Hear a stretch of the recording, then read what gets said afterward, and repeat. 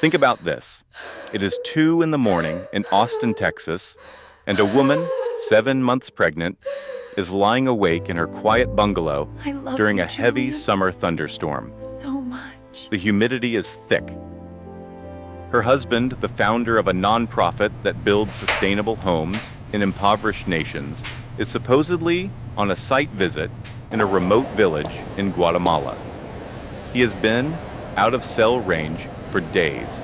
She is scrolling on her tablet, looking at architectural designs to pass the time, and in a single, sickening instant, her reality is obliterated. She comes across a We move post now. from a famous Deploy the luxury assets travel and freeze blogger their accounts. she follows for This ends inspiration. today. A candid shot from a private resort on the island of St. Bart's. And there, in the background, is her husband, laughing with another woman. She freezes, zooms in. It is unmistakably him. The woman is tagged, and a quick search reveals she is the daughter of a Spanish shipping magnate. This discovery is a key that unlocks a hidden world. An online search of public records links her husband not to a charity, but to one of the largest and most ruthless fossil fuel corporations in the world. He wasn't building homes for the poor.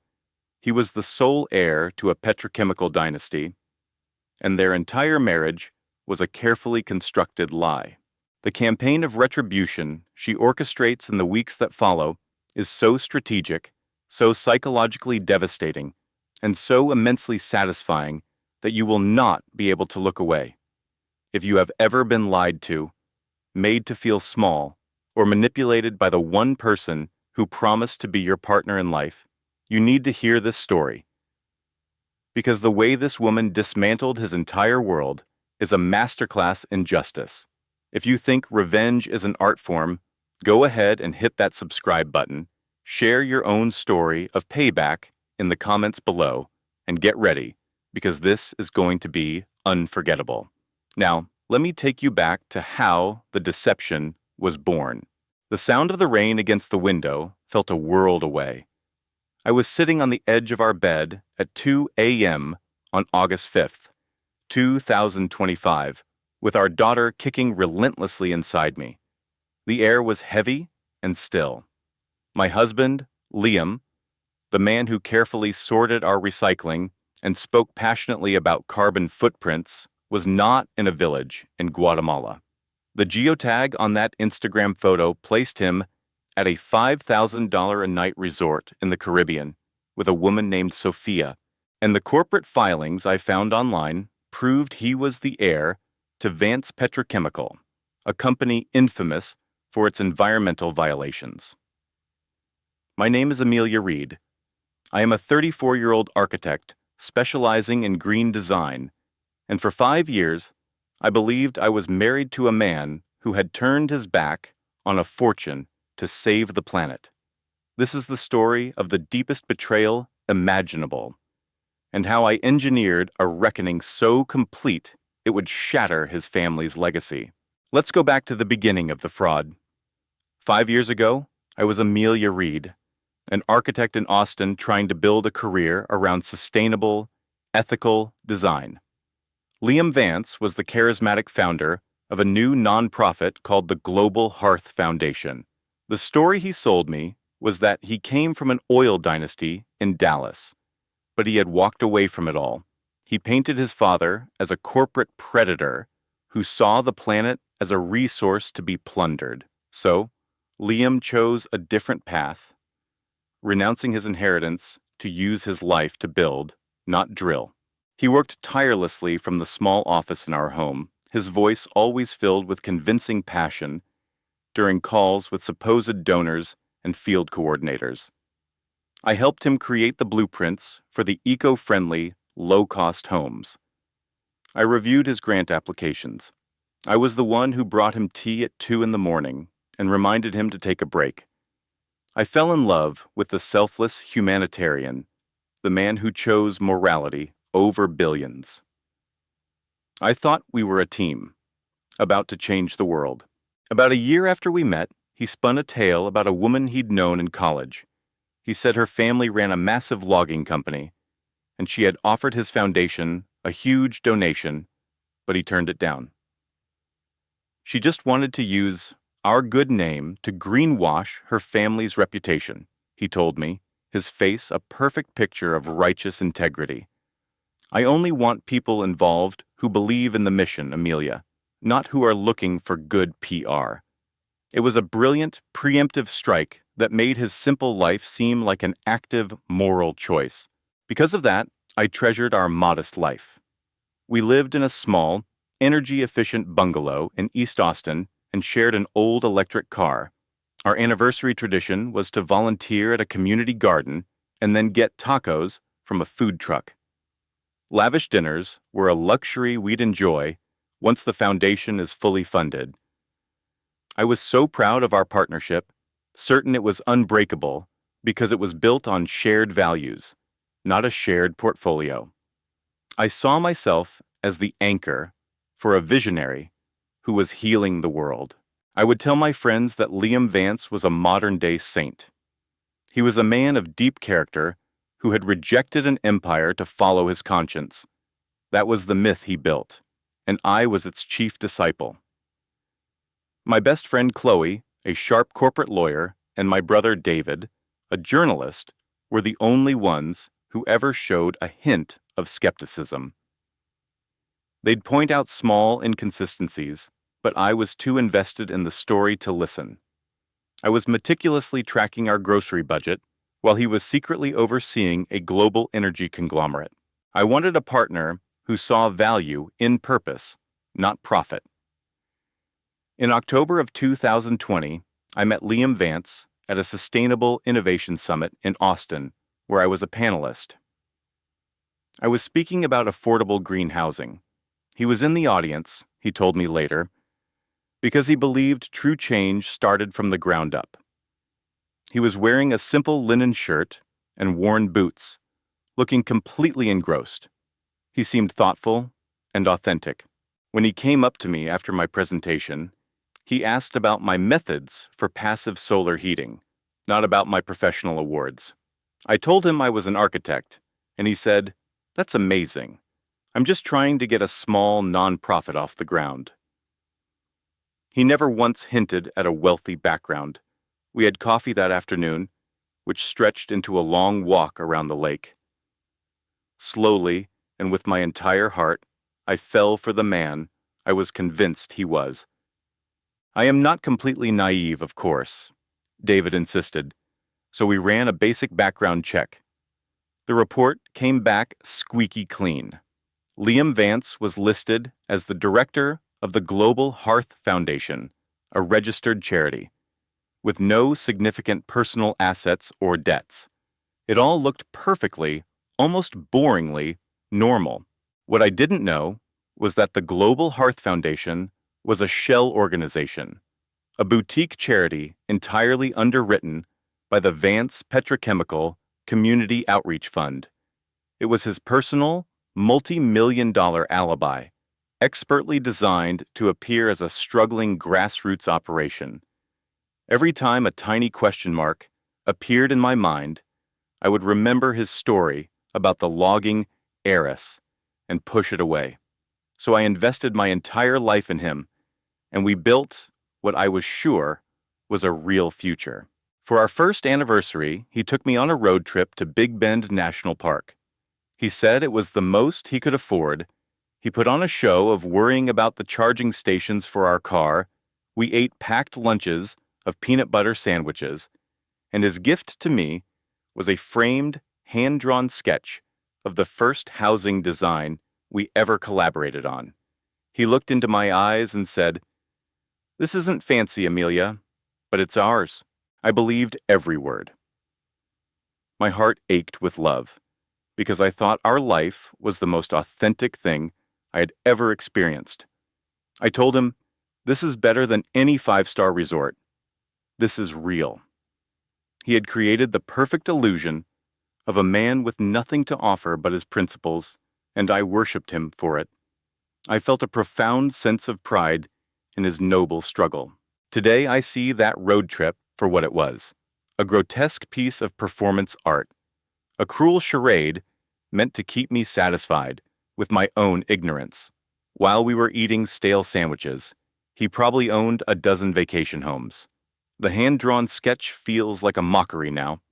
His vow to build a better world was the ultimate betrayal, because he already controlled a powerful one and had simply deemed me unworthy of knowing about it. He proposed in August of 2022 on a hiking trail overlooking the city at dawn. He said he didn't have money for a big spectacle, but couldn't imagine another day without me as his wife. The ring was a simple band of reclaimed wood set with a tiny, ethically sourced sapphire. He claimed he'd worked with a local craftsman for months to get it just right on his tight budget. I cried because I thought it was the most meaningful gesture in the world. I loved that ring, believing it was proof of a love that was priceless. The wedding was a small ceremony in our backyard, followed by a casual party with friends catered by our favorite vegan food truck, because it was all we could supposedly manage.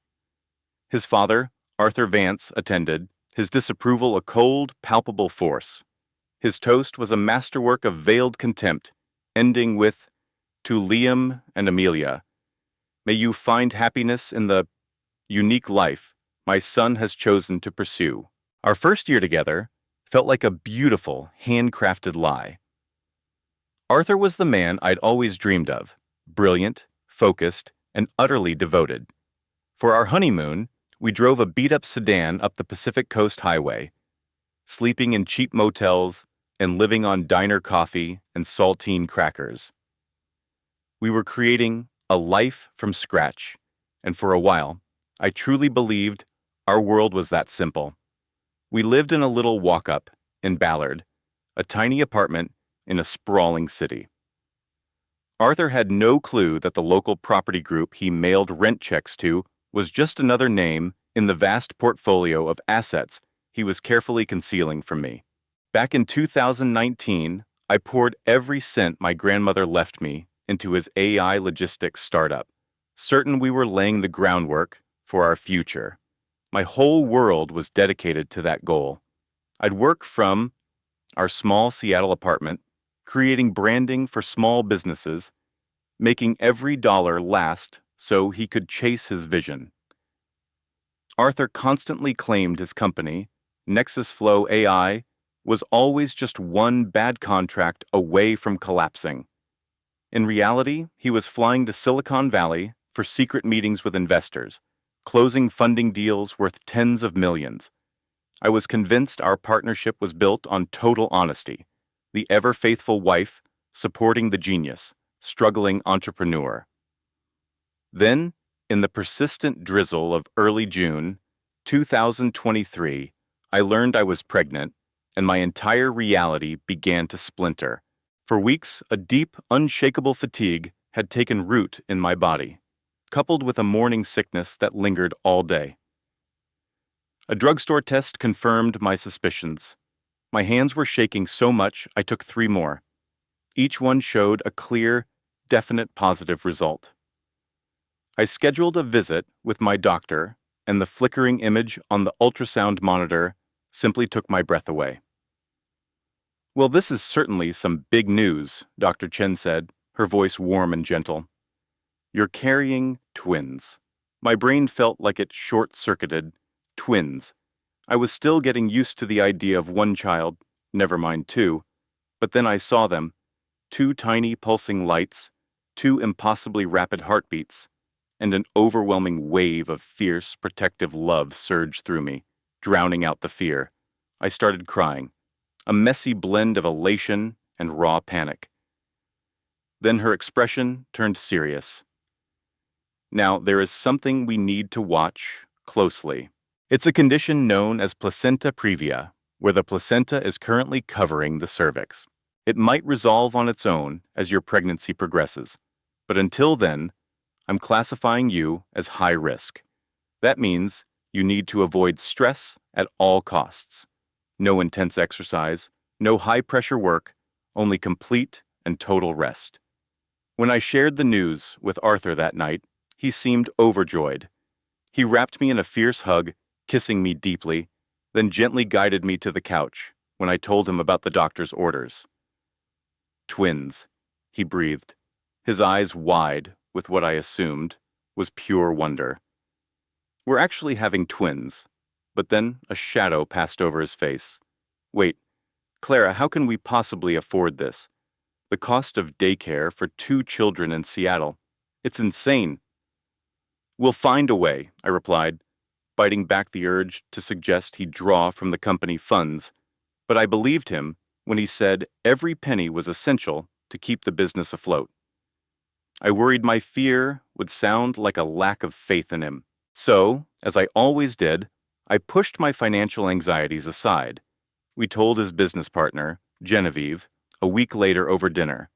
Arthur had insisted they celebrate, picking a new restaurant I was sure was beyond our budget. We waited until the entrees arrived.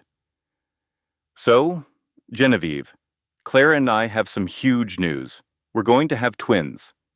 The sound of her fork scraping against her plate stopped. Genevieve's smile was thin and brittle. Wow, that's a significant complication. We're thrilled, Arthur said, though his own grin seemed strained.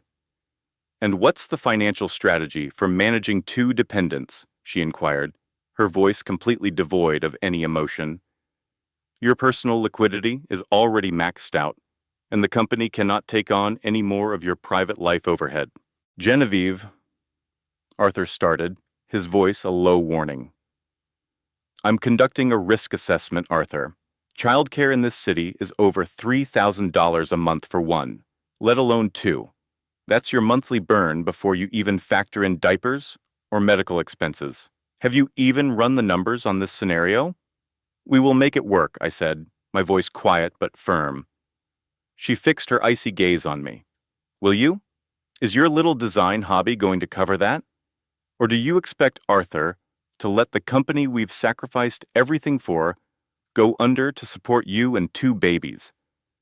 That's out of line, Arthur mumbled. What's out of line? Genevieve shot back, her voice dropping to a sharp, menacing whisper. Is derailing your partner's career with a family you know for a fact he cannot afford at this exact moment. My face felt hot with humiliation. Excuse me? You know what I said. The timing is a tactical catastrophe. You're barely a year into this marriage, and you're throwing twins into the mix. You engineered this. You created a liability. Arthur sprang from his seat. Genevieve, that's it. Stop. Is it? Or am I the only person here willing to state the obvious? She saw a visionary about to hit it big and decided to lock him down for life. Shaking with a rage I didn't know I possessed, I stood. I'm going home. Arthur hurried to catch up with me. In the cab, I wept silently as he gripped my hand. She didn't mean it like that, Clara. She's just under immense pressure with the next investment round. She'll apologize. But I knew she meant every single word, and she had no plans to apologize. That was just her first assault. A week after that awful dinner, Genevieve arrived at our apartment with 2 expensive-looking briefcases. I'm taking over, she announced, striding past me into our small living area. You're a high-risk variable, Clara. You need your environment managed, and Arthur must maintain 100% focus on Nexus flow. This is the most efficient solution for the business. I stared at Arthur, my eyes begging him to say something. He just wrung his hands. Genevieve, we didn't agree to this. I'm your COO, Arthur. I don't require an invitation to neutralize a threat to our primary asset. With that, she set up a command center on our tiny dining table. That was the beginning of July 2023. The following 4 months were a masterclass in psychological warfare. She was never loud, never openly hostile. Her method was more subtle, a quiet campaign to dismantle my confidence with the cold efficiency of a corporate restructuring. And Arthur was completely oblivious. First, she seized control of our life. All this domestic chaos is a non-starter for a high-risk pregnancy. Let me optimize your environment. She threw out my favorite comfort foods, calling them pro-inflammatory. and arranged for pre-portioned, bland health meals to be delivered daily. She took over the grocery shopping. Then she came for my work. You can't be dealing with screen-induced stress in your condition. She started insisting she screen my client emails, implying I was too hormonal to handle professional communications. She began opening our mail. "Just organizing the household cash flow," she'd say with a bright smile, before grilling me about our expenses. "Why isn't Arthur's name on your bank accounts? From a risk management perspective, that's a major vulnerability." I explained that I had the accounts before we were married, and we never consolidated. Her smile was like ice. "What assets are you attempting to hide, Clara?"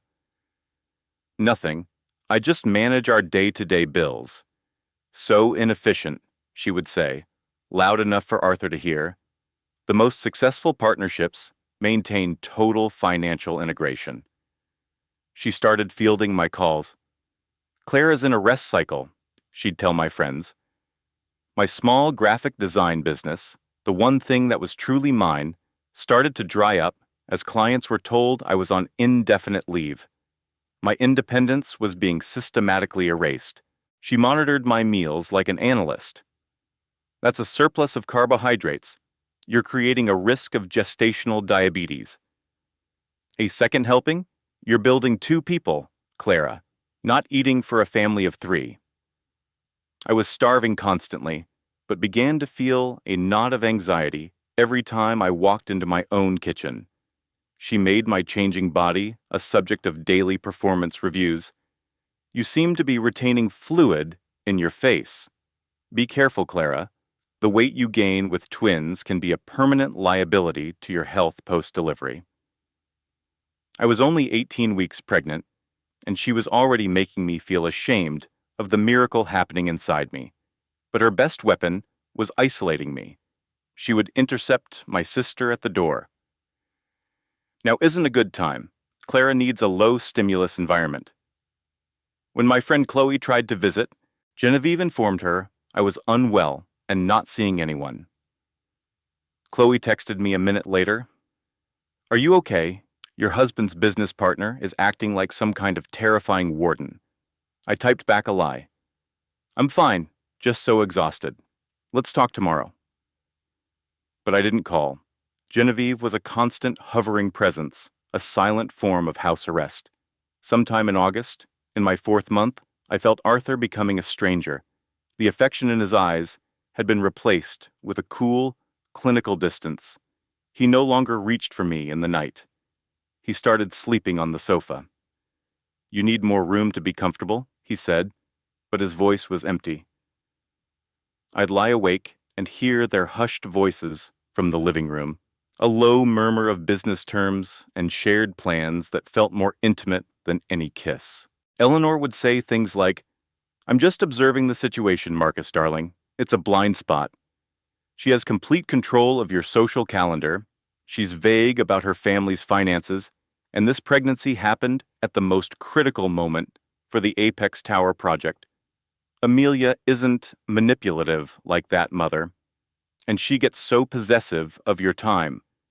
Doesn't it seem strange that you have no idea what she does all day? She has nothing to hide from me. Then why the fuss about me helping organize the household? What kind of partner builds a wall between her husband and his own family? His brother, David, who had always been kind to me, started calling with concerns, clearly reciting a script from Eleanor's playbook. "I'm just worried about you, man," he'd say, parroting lines about the project's pressure and Amelia's supposed emotional fragility. "It feels like Amelia has you walled off from everyone. What if this perfect little life she's designed isn't what you think it is?" I finally confronted Marcus one evening. "Your mother is trying to turn you against me. She's just trying to protect the family's investment." "Protect it from what? I have done absolutely nothing wrong." "Then why are you so territorial about our life?" "My mother is an expert at managing large-scale social events, and she says your plans for the launch party are completely amateur. Just let her help, because this is my home, and I am allowed to have some control over my own life. A marriage shouldn't have battle lines, Amelia. I'm not keeping secrets. I'm protecting a boundary. But he couldn't see the difference anymore. He grew more and more remote, working later, until we were just roommates navigating a high-risk pregnancy. Marcus was a ghost in his own penthouse, leaving before the sun rose and returning long after I'd gone to bed. By early November, a tight knot of dread had formed in my stomach. Zara, his brilliant new interior designer, was a constant buzz on his phone, their messages flying back and forth on a secure server. He'd disappear into his study for hushed calls about sourcing rare materials and client showcases. I knew this was more than a mentorship. He was building a secret world without me. I finally asked him, "What exactly is this side project with Zara?" He wouldn't look me in the eye. "It's a bespoke commission. It's too complex to explain." One evening, I was struggling to assemble a piece of nursery furniture, and the instruction manual was on my tablet, which had just died. I grabbed Marcus's from the charger. While looking for the file, a notification from an architectural design app I'd never seen before slid onto the screen. It had a sleek, minimalist logo. The message read, "Blueprint Live. Your final renderings for the Nest residence are now available for review." My heart stopped. The Nest? I tapped on the alert. It required a thumbprint to open. My hand was unsteady as I pressed Marcus's thumb, which he'd registered on all our shared tech, to the device's sensor. The screen unlocked, not to a simple floor plan, but to a portfolio of hyper-realistic architectural renderings. And there it was. A stunning penthouse on the Gold Coast, acquired 6 weeks ago for $9 million through a newly formed corporation. What is MZ Holdings, Marcus? I confronted him that night. Your new development isn't just a development, is it? He went rigid, a trapped expression flashing in his eyes. Have you been snooping through my files? I'm your wife, Marcus. I am carrying your child. That should be all the reason you need to be straight with me. Then trust me, and stay out of my business. No. And why is that? Because the second I mentioned the penthouse, he would know I had discovered his secret. The ambitious, charismatic man I married would disappear, replaced by a liar. My silence was my confession, and he saw it written all over my face. November 3rd, 2024. I was 7 months along, 30 weeks pregnant. I remember the date because it was the day my world started to shatter. At my checkup, Dr. Sharma looked grimly at the blood pressure monitor. "Amelia, this is dangerously high. It's the first sign of preeclampsia. I need you to eliminate all stress and go on modified bed rest. Immediately.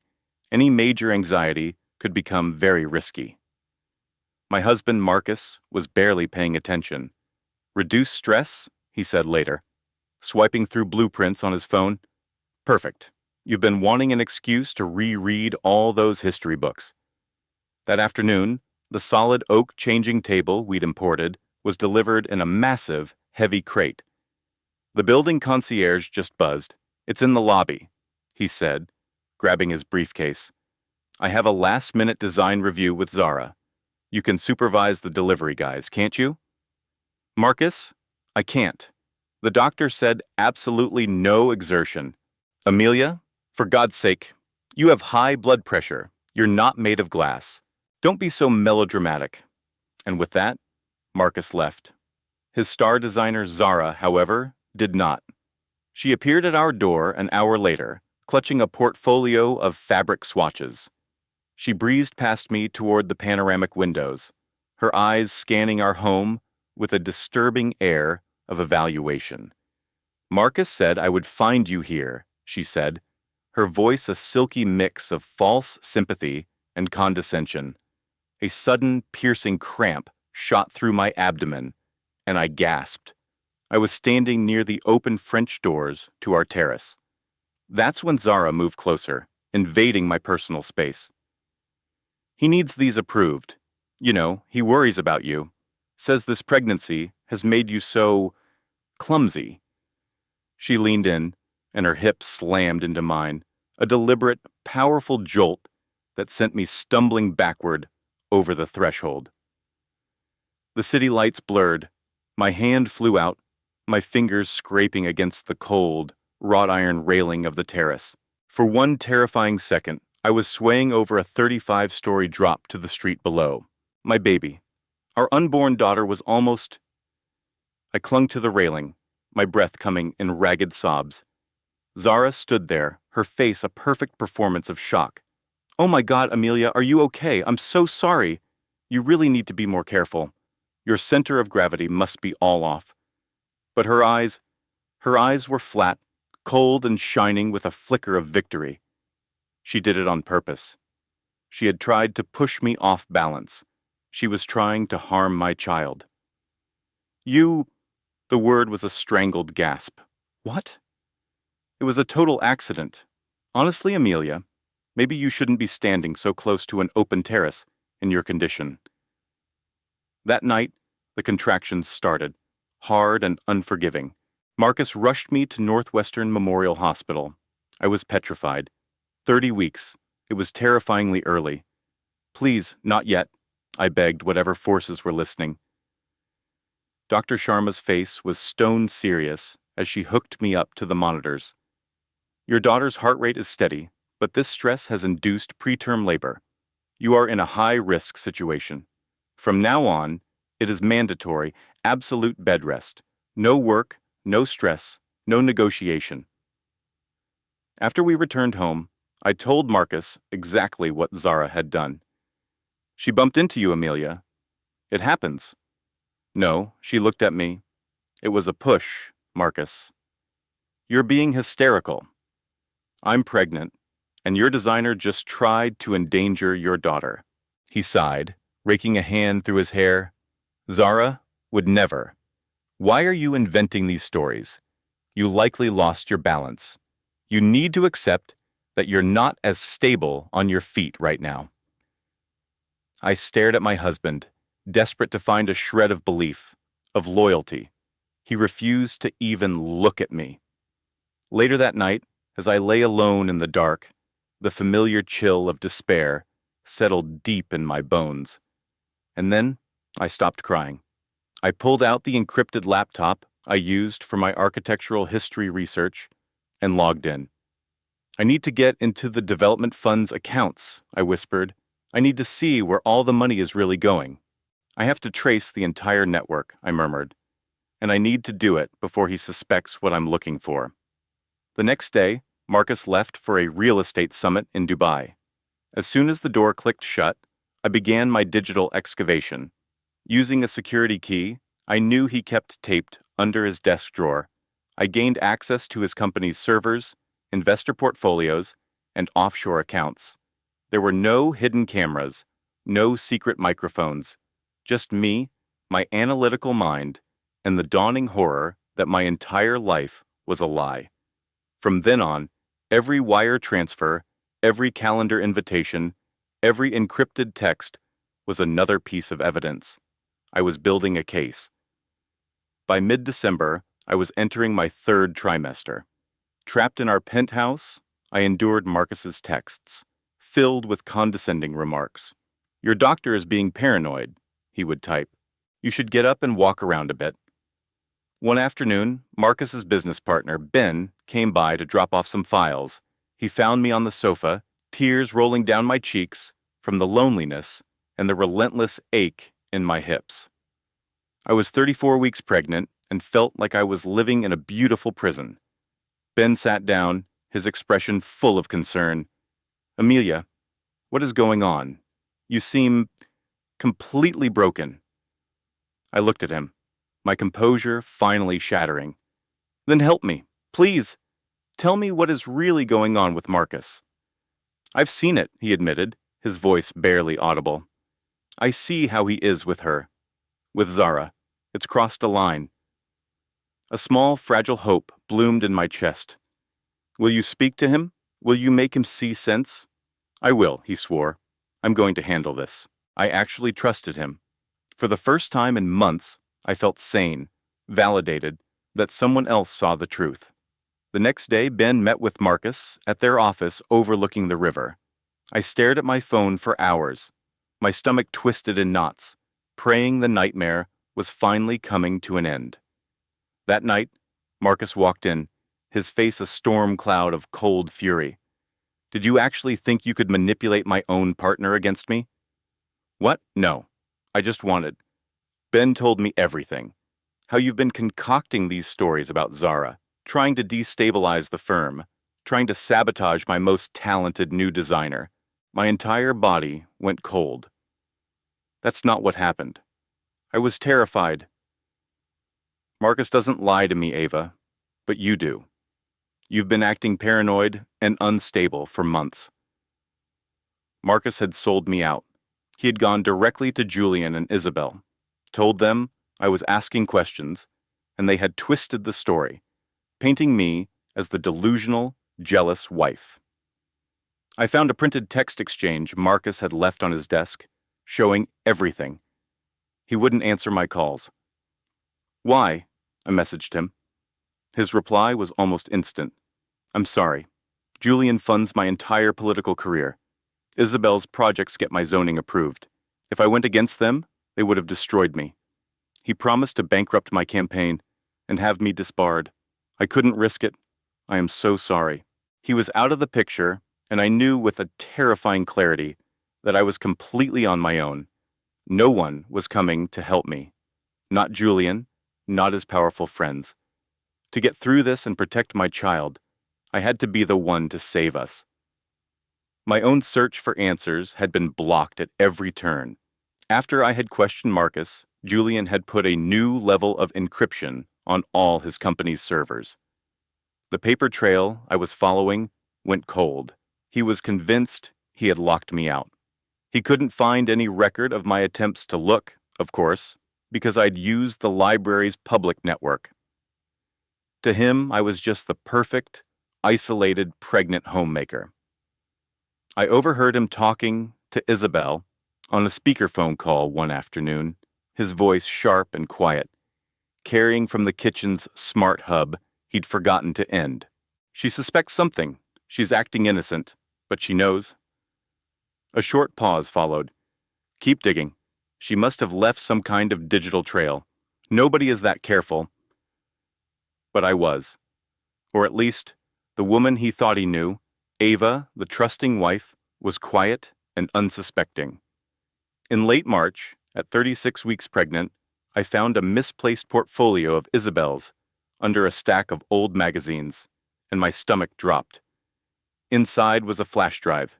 It contained an audio file of Julian, Isabel, and Marcus. Ava's digging hasn't produced a thing, Marcus was saying. It's possible she's finally let it go.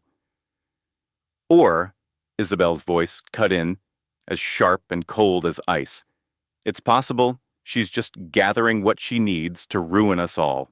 Julian needs a narrative that makes him look like the victim here, Isabel insisted. What are you talking about? Julian asked, his tone wary. What if? Isabel started, her voice dropping into a low, conspiratorial hush. We provided a public reason for him to leave you. Isabel, that's insane, Fortet. He replied, but there was a clear note of curiosity in his voice. She continued, undeterred.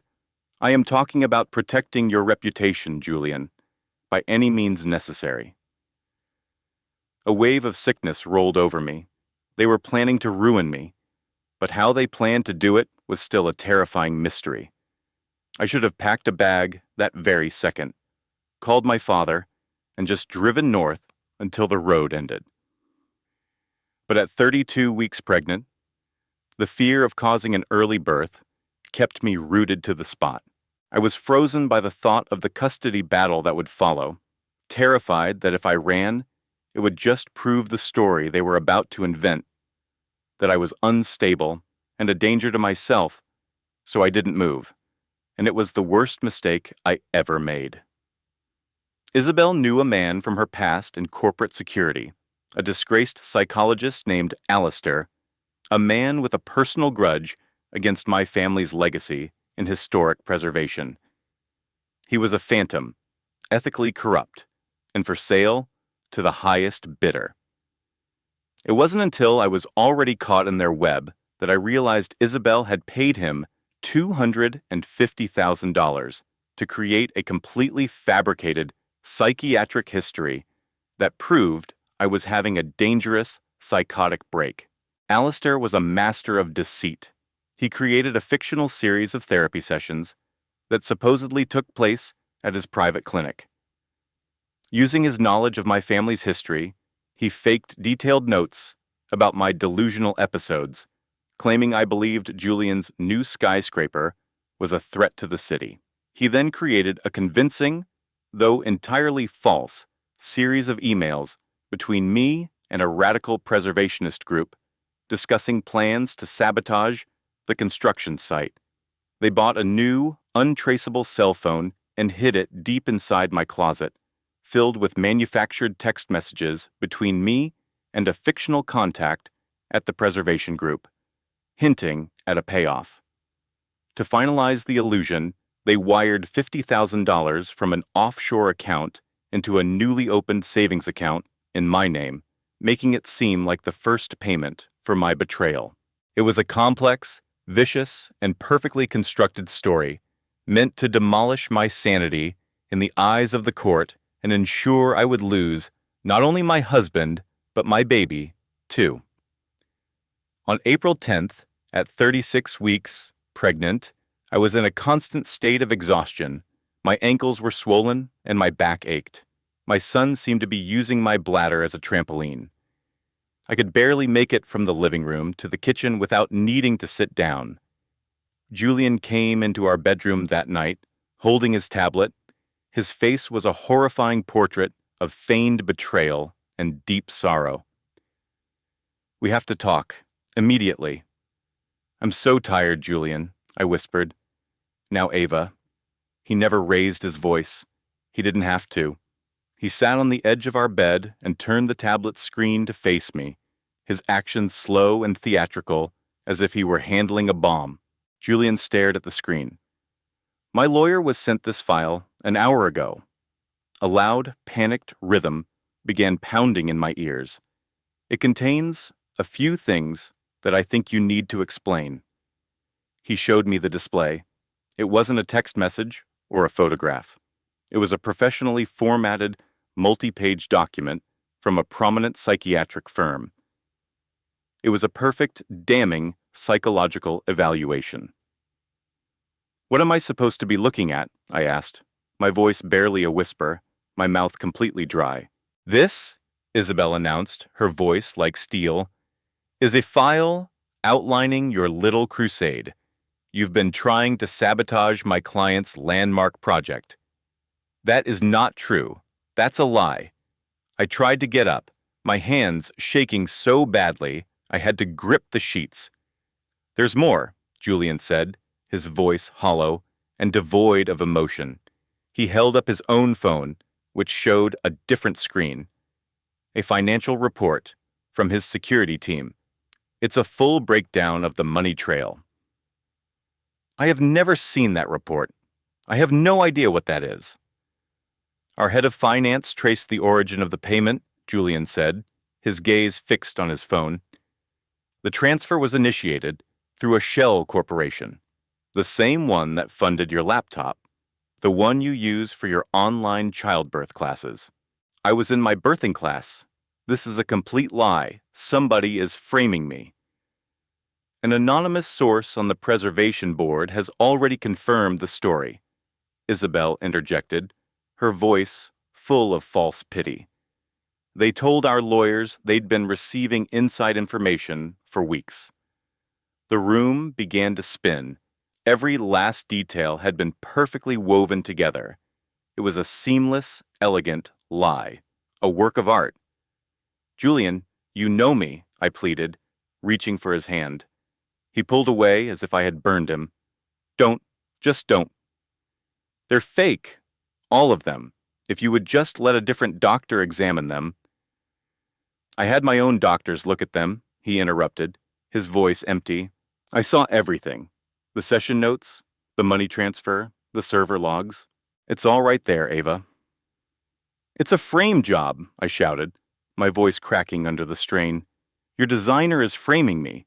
She hired someone to destroy our family so she could have you and your money. Oh, listen to yourself, Isabel said with a dismissive gesture. You're getting hysterical. Completely delusional. Your hormones must be out of control. I am not delusional. This is a setup. Julian refused to look at me. I'm filing for a court-ordered evaluation, he said, his voice as cold as the Chicago wind. The moment that baby is born, until I see proof that he's mine, you will not be left alone with him. My heart completely shattered. He is your son. He finally looked up, his eyes filled with a cold, terrifying doubt. Is he?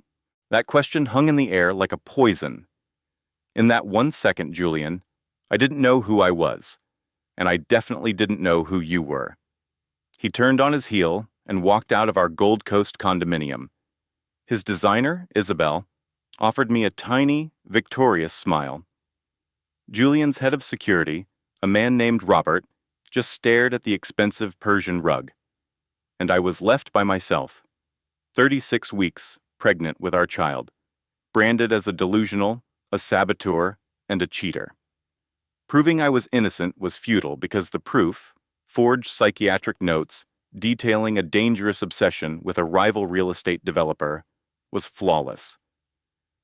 That night, I sent a coded message to Leo, my cousin who used to work in journalism. I am in deep trouble. I need a secure location, a private security team, and divorce papers filed before the stock market opens in the morning. I can get it done in 48 hours, he wrote back. Make it 24, I replied. I quickly threw some necessities into a gym bag and hid it in the wheel well of my car. The escape plan was simple. The next morning, Julian and Isabel were slated to be at an all-day groundbreaking ceremony for their new tower. It was the biggest real estate event of the year. I just had to wait for them to be gone, drive north to Milwaukee, and meet Leo and my father at a private, secure rental.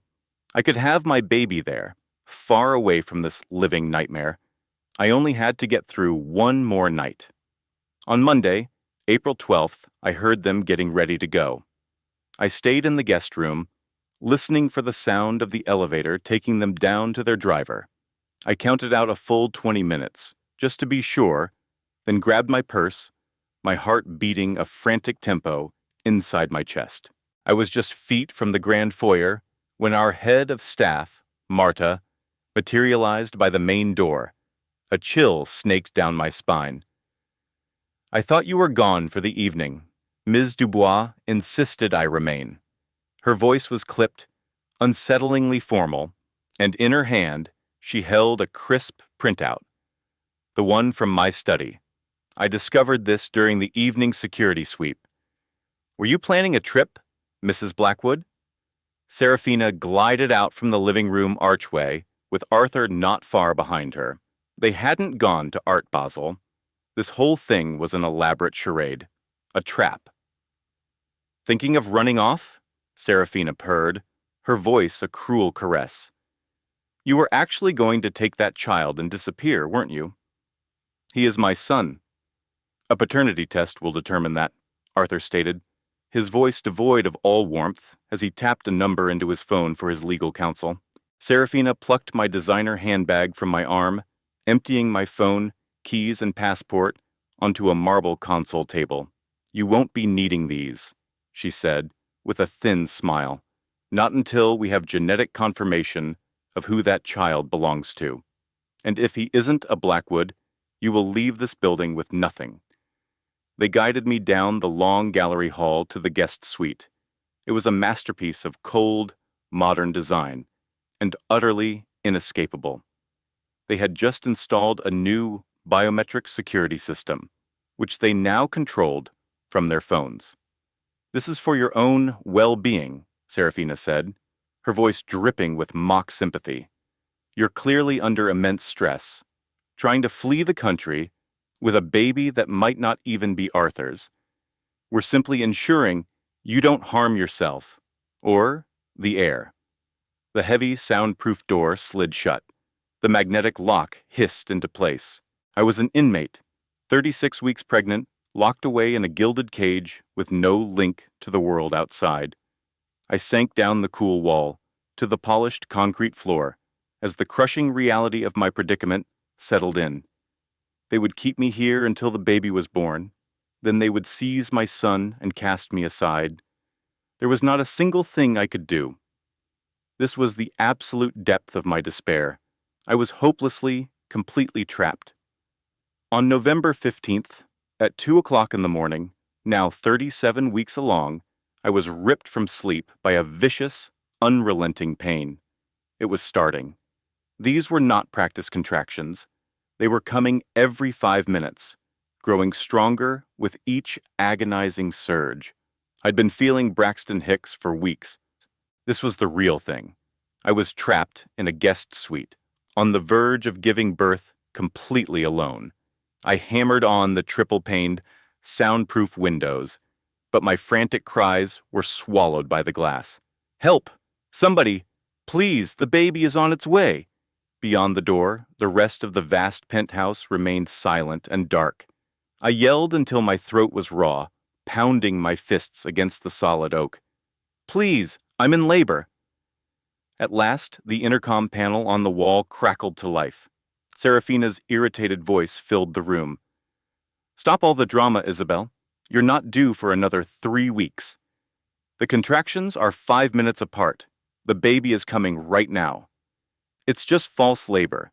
You'll be fine. Go have some herbal tea." I am not fine.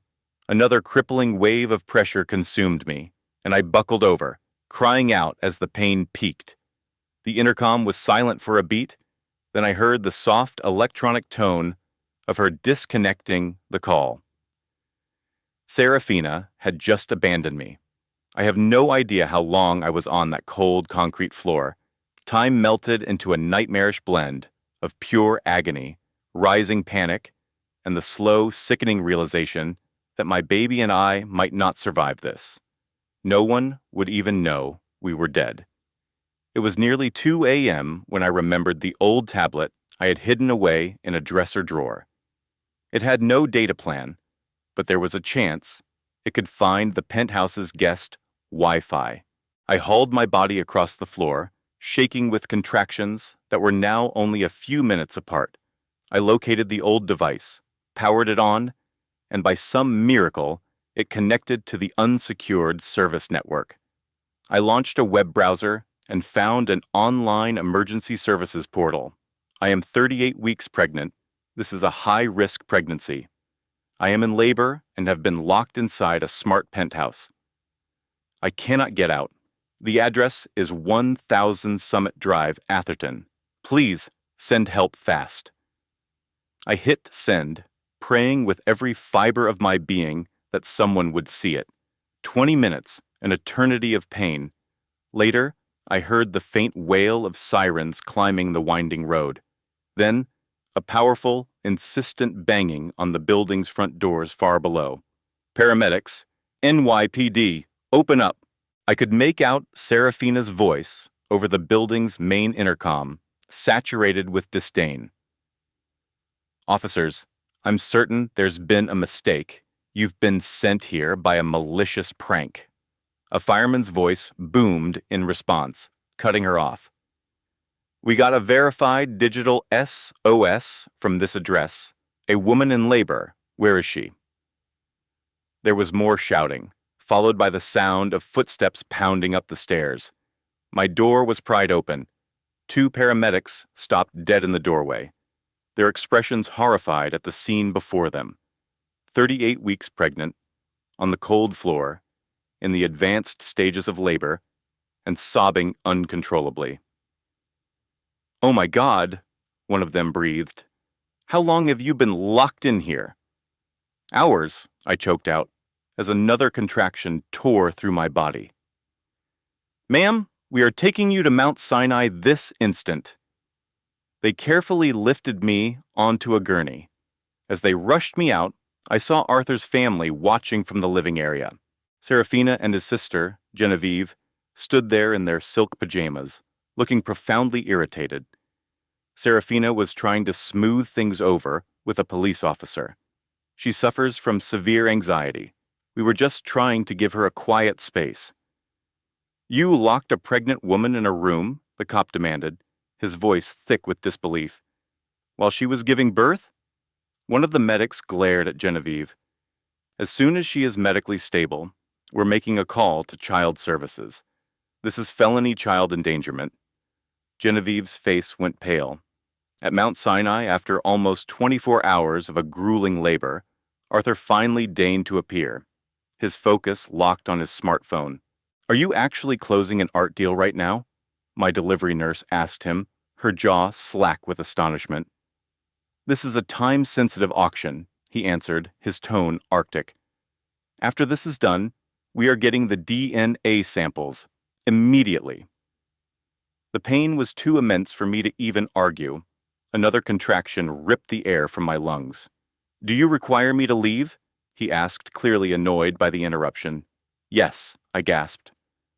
"Go." And so he left. He never returned.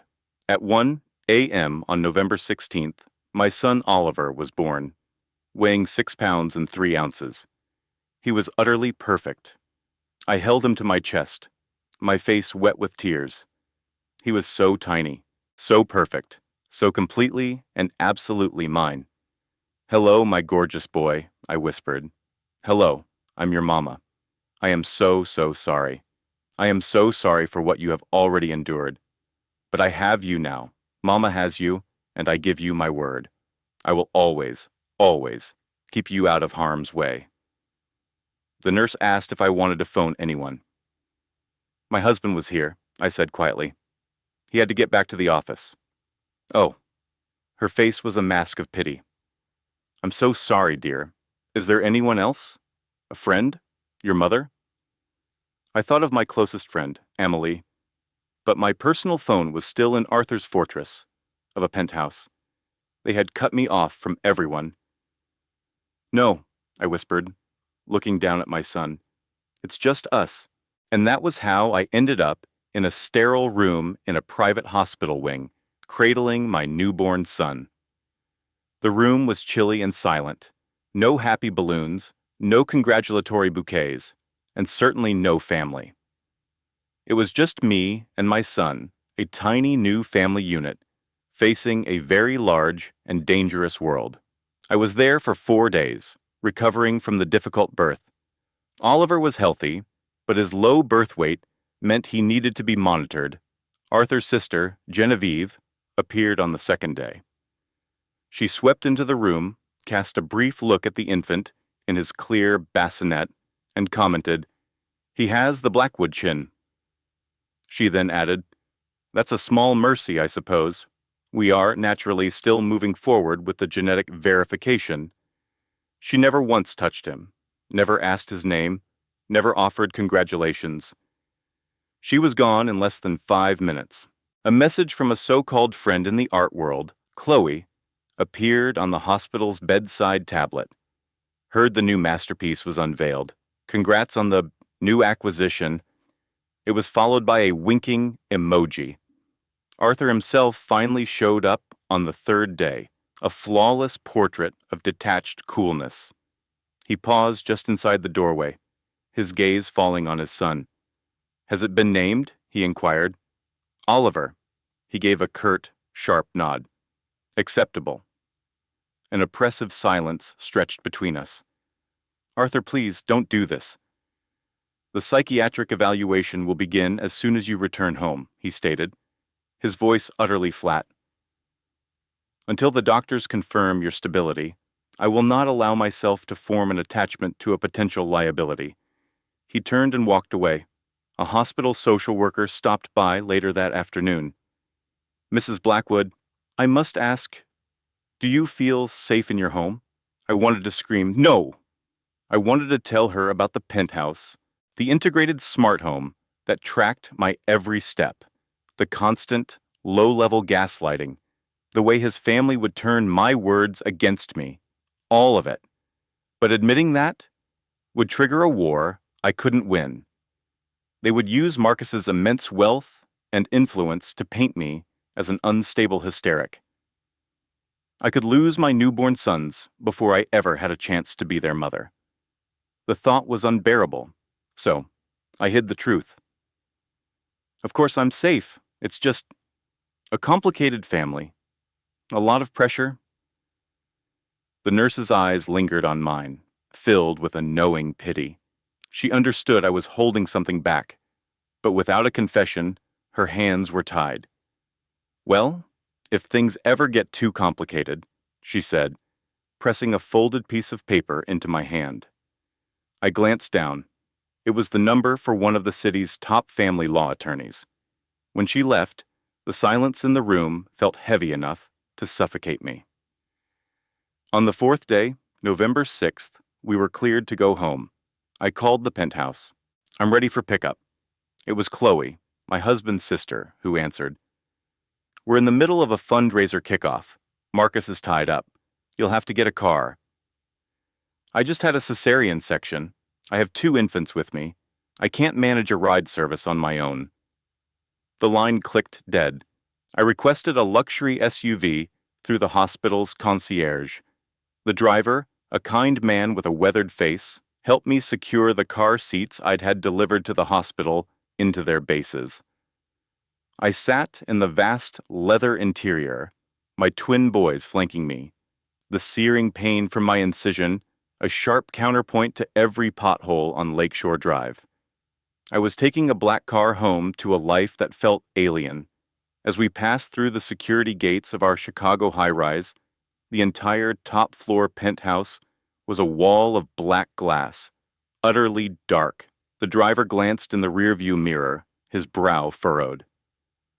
Are you sure you're all right, ma'am? I'm fine. Thank you. He insisted on helping me carry my sons to the polished chrome front doors. I tipped him with the last of the cash in my purse, and as his taillights vanished into the city traffic below, I re-entered my gilded cage. Nothing was ready. The nursery, with its floor-to-ceiling windows offering a panoramic view of a stormy Lake Michigan, was an empty shell. The state-of-the-art smart bassinets were still sealed in their boxes, leaning against a bare wall.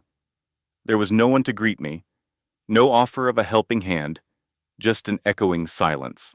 I placed the car seats in the center of the cavernous living room. It felt like the only defensible spot, and began the agonizing task of assembling the cribs. 10 days post-op, feeling the pull on my stitches with every turn of a screw, lightheaded from exhaustion. It took me a full 3 hours. I cried without making a sound the entire time. That first night was a blur of feedings every 90 minutes. My attempts to nurse were an excruciating failure. The boys were too little to latch correctly, and their frantic wails echoed through the vast, empty penthouse. I was delirious with fatigue, completely alone, and in a world of throbbing pain. Chloe materialized in the nursery doorway around 6 in the morning.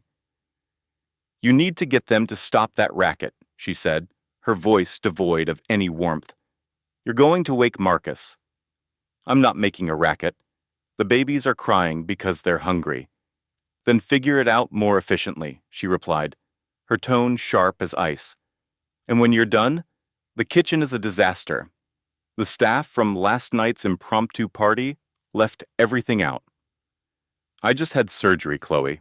My mother-in-law, Genevieve, who had appeared silently behind her, let out a soft, condescending chuckle. Darling, women in our circle chair charity boards, the day after a tummy tuck, do try to show a little resilience. She pivoted elegantly and disappeared down the hall, leaving me with my sons and the chilling realization that they expected me to handle it all. The twins, the household, their endless social obligations, while barely able to walk. With no other option, I obeyed. The following days blended into a gray fog of pain and sleep deprivation. On the second day, a burst of searing heat erupted from my incision as I tried to make coffee while holding a screaming Finn. I was certain it was becoming infected. On the third day, Chloe breezed past the nursery and let the heavy, soundproofed door swing shut with a resounding boom, jolting both Noah and Finn awake just moments after I'd finally gotten them to sleep. When I gave her a look of exhausted appeal, she offered a brittle smile. Oh goodness, I had no idea they were napping. On the fourth day, I spent 45 minutes with the breast pump to produce just enough milk for a single feeding. I had barely set the precious bottles on the quartz island when Chloe swept in, fumbled with them, and sent them crashing into the sink. "How dreadfully clumsy of me," she said, her voice a perfect imitation of sympathy. My mouth fell open. "That took me almost an hour." "Well, then you'd best get started again, hadn't you? Or perhaps it's a sign. Your access to the family accounts for luxuries like infant formula is, let's just say, being reevaluated." She strolled out of the kitchen, humming a cheerful little tune. On the fifth day, we ran out of diapers. I asked Marcus to pick some up on his way home from the trading floor. He never came home at all, texting late that a volatile market swing required him to stay at the office. I was forced to cut up expensive receiving blankets for them until I could finally arrange a delivery service the next morning. By the sixth day, my C-section incision was a raging crimson line of infection across my abdomen. It felt like I was being burned from the inside out. I told his mother, Genevieve, that I thought I needed a doctor. She simply waved a dismissive hand. "That's just the anxiety of new motherhood, Ava. There's no need for such hysterics." By the seventh day, I hadn't slept for more than 45 minutes at a time in a week. I started seeing things, dark shapes, darting just at the edge of my vision. I dropped a bottle, and it shattered on the marble floor. I just stood there, staring at the glittering fragments, my mind utterly vacant. Marcus walked in. "Could you have one of the maids clean that up? It's a safety issue." I looked at this man, who wore my husband's face, but was a complete stranger to me, and a profound, terrifying numbness settled deep in my bones. On the eighth day, which was November 13th, at 3 o'clock in the morning, I found myself in the guest suite. They had moved me there, explaining that the infants were creating a disturbance in the main living quarters. I was trying to soothe Finn while Noah wailed from his bassinet. The infection in my abdomen had become a full-blown inferno. My fever had spiked to 103 degrees. I was shivering violently, lost in a fog of delirium and barely upright. Both of my children were crying, and I couldn't remember when I had last eaten, or had a drink of water, or even closed my eyes. My gaze fell on the balcony off the guest suite, on the churning, black waters of Lake Michigan below. I saw the simple latch on the floor-to-ceiling glass door. It would be so easy. The thought arrived like a gentle whisper. Just slide the door open, step out into the cold night air, and let go. A peaceful end to the torment. The three of us, finally at rest, away from this cold, cruel existence. Noah was crying. Finn was crying. I was crying. The entire world was an impossible wall of pain. My hand reached for the latch when Noah went quiet. He was looking directly at me, his eyes wide and blue, Marcus's eyes, and then a tiny, happy gurgle escaped his lips. In that one perfect second, something inside me didn't just crack. It was pulverized into dust and then instantly recast into something unbreakable. "No," I whispered to the silent room. "No, Mommy is not giving up. Mommy is going to get us out of here." I used the very last of my strength to stumble to the locked door connecting to the main penthouse, and I began to pound on it, screaming and hitting it until my knuckles were split and bleeding. After what felt like an eternity, Chloe wrenched the door open, her face a mask of pure annoyance. What on earth is all this racket? Her words died as her eyes took me in. She saw the fever-bright glaze of my eyes, the sheen of sweat on my skin, the dark, fresh stain of blood that had seeped through my silk pajamas, and the screaming baby in my arms. For one fleeting, honest moment, she looked truly scared. "I need a doctor," I rasped. "The infection? I think I'm dying. Please." She called Genevieve, who then called their concierge physician, but she framed it as, "My daughter-in-law is having a bit of a dramatic episode related to post-surgical fatigue. But for the sake of the children's routine, perhaps you should stop by." The doctor arrived, took one look at me, and immediately dialed for a private ambulance. In the emergency room, the on-call surgeon was furious. "Your incision is septic. You have a raging systemic infection. A few more hours and you would have been in septic shock. Who is managing your post-operative care?" I was too disoriented to answer. "You have undergone major abdominal surgery. Where is your husband? Where is your support system?" I was eventually moved to a quiet private room. It was the first time I had been truly alone in weeks. I found my old tablet in my hospital bag and turned it on, intending to look up my symptoms. I saw the icon for the nursery camera and tapped it, needing to see my boys. But the app was tied into the entire penthouse's smart system. My trembling finger slipped, opening the audio feed for the main living room instead. And I heard Marcus's voice, clear as a bell. "This is a complication," he was saying. "The doctors are asking questions." Then I heard Chloe. "It's an opportunity, brother. We'll send her to that wellness retreat in the Alps for exhaustion. By the time she's back, we will have established emergency guardianship. No judge will hand 2 infants over to a mother with a documented mental breakdown." A long pause. Then Marcus said, "And the boys stay here, with us, where they belong. Is something wrong at home, Chloe?" I stared at the concierge, his face a blur of polite concern, and weighed the consequences of telling him the truth. A scandal splashed across the tabloids, a brutal divorce battle, a public dissection of our lives. It was unthinkable. So I manufactured a calm I didn't feel. "I'm just feeling a bit overwhelmed with the pregnancy. I'll be fine, I promise." He clearly didn't buy it, but he had no reason to press. They gave me a glass of water, suggested I sit for a moment, and offered to call a car. Then they left me alone. Alone in the lobby of the building that was no longer my home. Alone in the heart of Manhattan. Alone in my own personal ruin. I had 8 weeks left until my daughter was due. 8 weeks before my life was completely upended by the most calculated cruelty imaginable. I was completely blindsided, totally unaware that my world was about to implode with catastrophic force.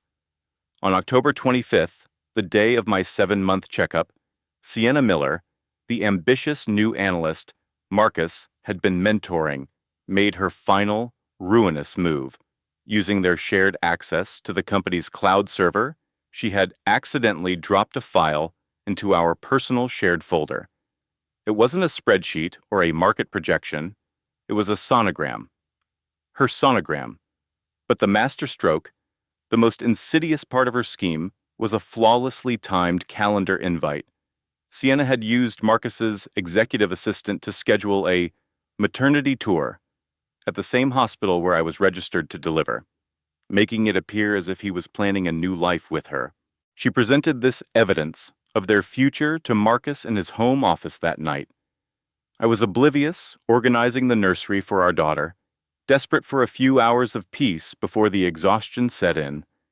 Marcus looked at the sonogram, then at the calendar invite. His expression shifted from confusion to a dark, angry realization, and finally to a cold, frightening resolve that was far more chilling than any outburst of anger. I need her gone, tonight. Even Sienna seemed momentarily surprised. Marcus, it's almost midnight. I want her out of this apartment, now, her and the baby that is clearly not mine. Darling, we should handle this with some delicacy. I don't care about delicacy. I want her gone before I do something I'll never be able to take back. Marcus then forwarded the calendar invite to his lawyer, their supposed proof, who immediately began drafting a document citing infidelity and fraud. They had their story. It was perfectly constructed. It was a complete fabrication, but Marcus was looking for any excuse to believe it. Accepting that I was a cheat was so much simpler than confronting the fact that his own protege was systematically destroying an innocent, pregnant woman. I was folding a tiny onesie when the nursery door swung open. Marcus stood there, silhouetted by the city lights from the living room window. His face was a mask of cold, settled fury. My heart began to pound against my ribs like a trapped bird. Something was profoundly, horribly wrong. Sienna appeared behind him, holding a tablet like a gavel. It's over, Chloe. We know what you've been doing. We have everything we need. She showed me the screen. It was the calendar invite, with my hospital's name on it for her. A twisted, monstrous lie, suggesting I was being replaced, that my entire life was a sham. That's not true. This is a setup. It's a lie. Sienna let out a sharp, theatrical gasp. A lie? We have the sonogram. We have the appointment confirmations. We know you've been seeing your old boss from the architectural firm since you got pregnant. Marcus pointed a trembling finger toward my stomach. And that child, it's not even a thorn. You brought another man's baby into my home. You fooled every one of us. Marcus's face was stone, impossible to read. I'm having my legal team file for an annulment, first thing tomorrow. Marcus, you have to listen to me. This is insane. Someone is manipulating you. Sienna laughed, a crisp, ugly sound. Oh, right. A massive conspiracy against a nobody architect? Or is it just more plausible that you're a common, cheating gold digger? The building's head of security appeared at the door, his expression uncomfortably neutral. Marcus, sir, maybe you should sleep on this. No, Marcus said, his voice final. She is leaving this building, tonight. I clutched my stomach, a protective instinct taking over. It's after midnight. Where am I supposed to go? She's our daughter. She's your daughter. Please, Marcus, whatever you think I've done, don't do this to her. Sienna stepped toward the bassinet I had just assembled. Perhaps the nursery should stay. We'll need it. If that child carries the Thorn name, we'll deal with it later. You, however, are leaving. A sudden, sharp dread, colder and more visceral than any fear I had ever known, seized me. They were actually going to try to take my baby from me before she was even born. No. I took a step back, shielding my stomach with my arm. You will not get near me. She is my daughter. Sienna's face twisted into a mask of pure contempt. She is nothing. She is proof of your disgusting betrayal. Get out of my sight. Out! She actually took a step towards me. Her hand was raised, as if to shove me, to physically push me from the room. I stumbled backward, protecting my stomach with my body. The security guard's hand, gently but firmly, caught my arm, a silent intervention. Marcus pulled Sienna back. That's enough! But a line had been crossed that could never be uncrossed. She had tried to put her hands on me while I was 7 months pregnant. The guard opened the heavy apartment door, and the quiet, sterile air of the hallway flowed in. The city outside was a distant, indifferent hum. Get out, Marcus said, his voice utterly devoid of emotion. I looked at him one last time, the man I had loved, the father of my unborn child. She's due in 8 weeks, Marcus. She's only 6 weeks behind me, Marcus. The sonogram was in our shared folder, with my doctor's name on it. For a split second, the polished armor of the finance titan cracked. and I saw a glimmer of the man I had married. Abject fear, perhaps even a flicker of regret. But then Sienna placed a hand on his forearm, and his expression hardened into a cold, unfeeling mask. He looked at me, his voice flat. "This is a private matter." He gave a subtle nod to the security chief, who began to walk toward me. I backed away instinctively, my hand flying to my belly to shield our unborn child. "Marcus, please don't," I begged, my voice breaking. He didn't touch me. He didn't have to. The guard just placed a hand on my elbow, his grip professionally courteous, and began to steer me toward the door of our Park Avenue home. The silent, climate-controlled hallway felt like a tomb. Sienna appeared in the doorway, her face a flawless canvas of triumph. She looked me up and down, a cruel little smile curling her lips. "He's rebalancing his portfolio," she whispered, her voice like venom. "You were a high-risk asset, my dear, and you just failed to perform." The solid, sound-proof door clicked shut with a soft, final sound. I heard the lock engage. The elegant sconces in the corridor seemed to dim. I stood there, holding a key that was now nothing more than a rectangle of useless plastic, feeling dizzy and tasting the sharp, metallic flavor of a stress-induced nosebleed. My entire portfolio had just been liquidated. My daughter was due in 2 months, and I had been ejected from my own home. My legs felt like they might give out. I felt a sudden, sharp pain in my abdomen as a wave of Braxton Hicks contractions, brought on by the immense stress, seized me. I was going to collapse right here on this imported marble floor. This was the end. But then, something deep inside me changed. The panic receded, replaced by something cold. I looked back at the imposing hand-carved door, at the man inside who was probably already rationalizing away the woman and his unborn daughter he had just discarded. And I felt a new feeling take root in my soul, something cold and solid and powerful. It wasn't hopelessness. It wasn't surrender. It was rage. A pure, laser-focused, diamond-hard rage. I whispered to my belly, "It's all right. Mommy's got you. Mommy is going to fix this," I vowed in a quiet voice. "I promise you, they will regret the day they ever met me. Every single one of them." Leaning against the wall for support, I reached into my designer handbag with my free hand and took out a small, encrypted satellite phone. This was the one piece of tech he didn't know about, my connection to my former life. I held down a single speed dial number. "David, it's me. It happened. I'm out. It's time to initiate. Chloe? God. Are you okay? Where are you?" 740 Park Avenue, in the 13th floor hallway. "He kicked me out, David. Our daughter and me. We have nowhere to go. You need to come now. I'm less than 5 minutes away. Don't move." I disconnected the call, sliding down the wall to sit on the floor, trying to shield my belly from a world that had suddenly become merciless.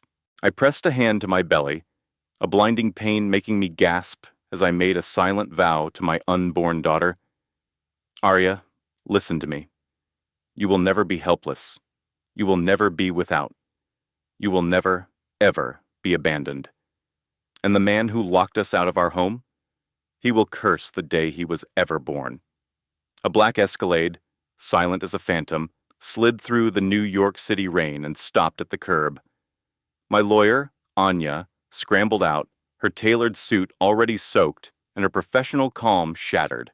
Liam, her head of security, was already holding the door for me.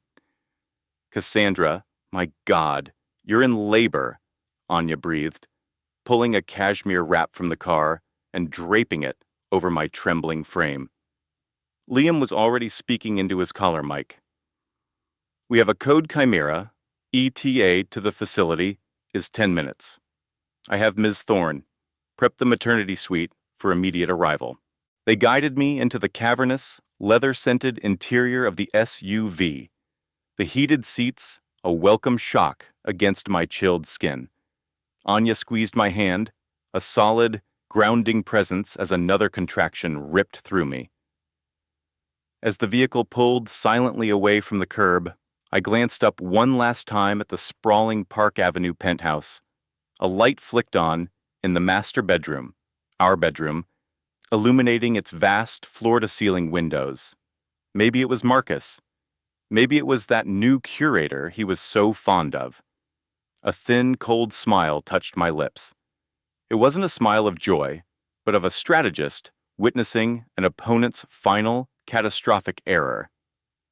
"Anya," I said, my voice unnervingly calm. "It's time. Launch Protocol Chimera."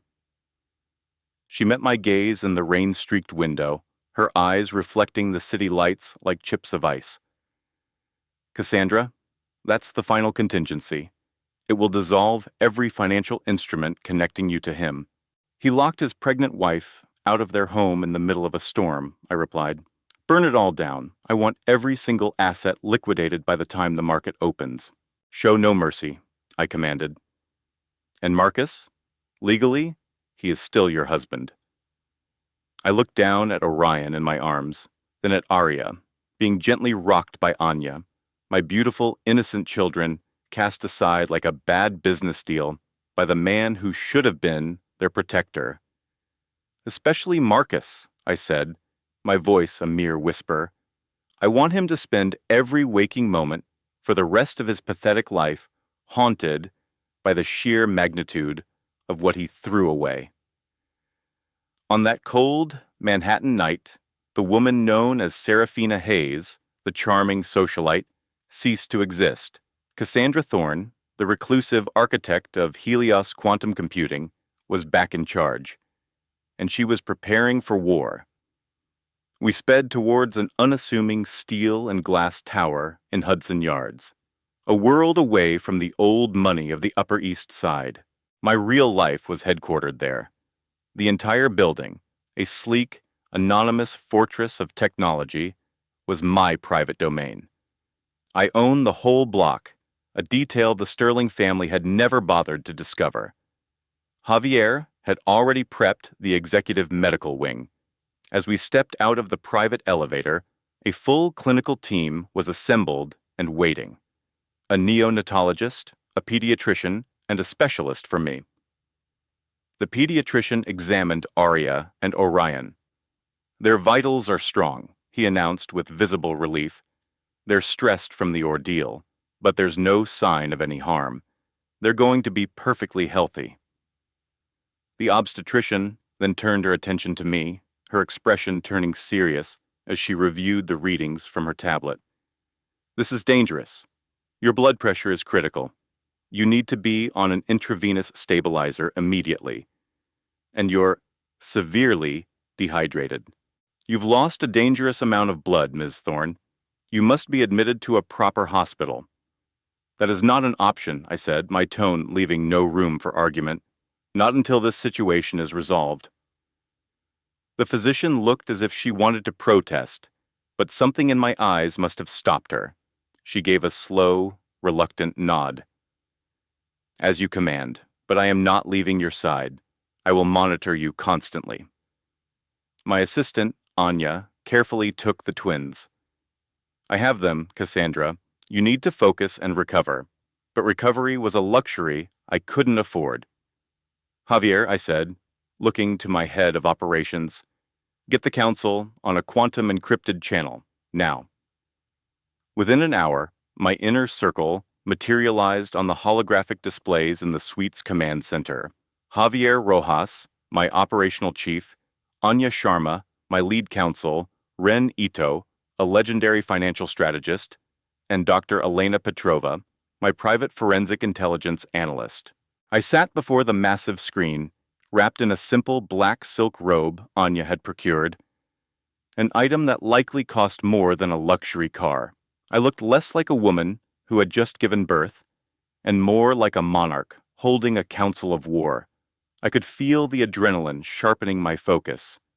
"Thank you for joining me on such short notice," I began, my voice clear and strong. "For the past 2 years, you have known me through my public cover, as Serafina Hayes. That identity has now been terminated. I am Cassandra Thorne, founder of Helios. I require your unique talents to systematically dismantle the lives of the people who just left me and my newborn children for dead. I tapped a control on the console, and the screen filled with the smiling professional portraits of the Sterling family. Target 1, Marcus Sterling. Target 2, Eleanor Sterling. Target 3, Isabel Sterling.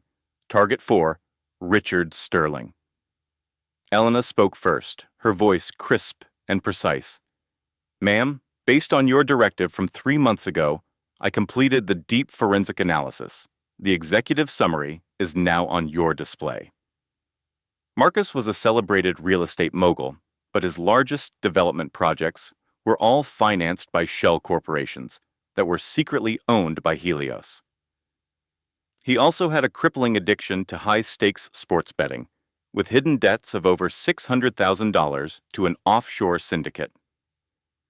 Eleanor was the beloved chair of a prominent city charity, a charity whose primary anonymous benefactor was a trust I controlled, a trust from which she had been systematically embezzling money for years, to the tune of over $2 million. She had a secret, undeclared account in Switzerland. Isabel's career as a lifestyle influencer was a complete fabrication, funded by a marketing firm owned by one of my subsidiaries to the tune of $500,000 a year. She was also committing rampant tax fraud. Richard's lobbying firm was a powerhouse in Washington, but its influence was almost entirely dependent on access to politicians whose campaigns I secretly bankrolled. He was also deeply compromised, owing a casino in Monaco more than $300,000. I leaned forward, letting the sheer weight of the information settle over my team. Their entire empire is a fiction that I wrote, I said softly. And they tried to write me out of it. Anya, my lawyer, spoke next. I've decrypted the communications logs from their network, as you requested. We have irrefutable digital evidence of a conspiracy to commit wire fraud and attempted grand larceny. That's in addition to criminal endangerment, slander, and conspiracy to defraud. We have more than enough to press for felony convictions against every last one of them. Ren Ito, my financial expert, continued, on the market side, we can trigger the penalty clauses in Marcus's loans, forcing his company into immediate bankruptcy. We can expose Eleanor's foundation as a money laundering scheme, which will destroy her, have Isabel's entire online presence deplatformed for sponsorship fraud, and terminate all of Richard's access in D.C. by cutting off his funding. We can also alert the IRS to Eleanor's offshore activities. The system is primed. The consequences will be immediate. Javier Rojas, my head of operations, allowed himself a grim smile. And I will orchestrate a media narrative that will become a legend.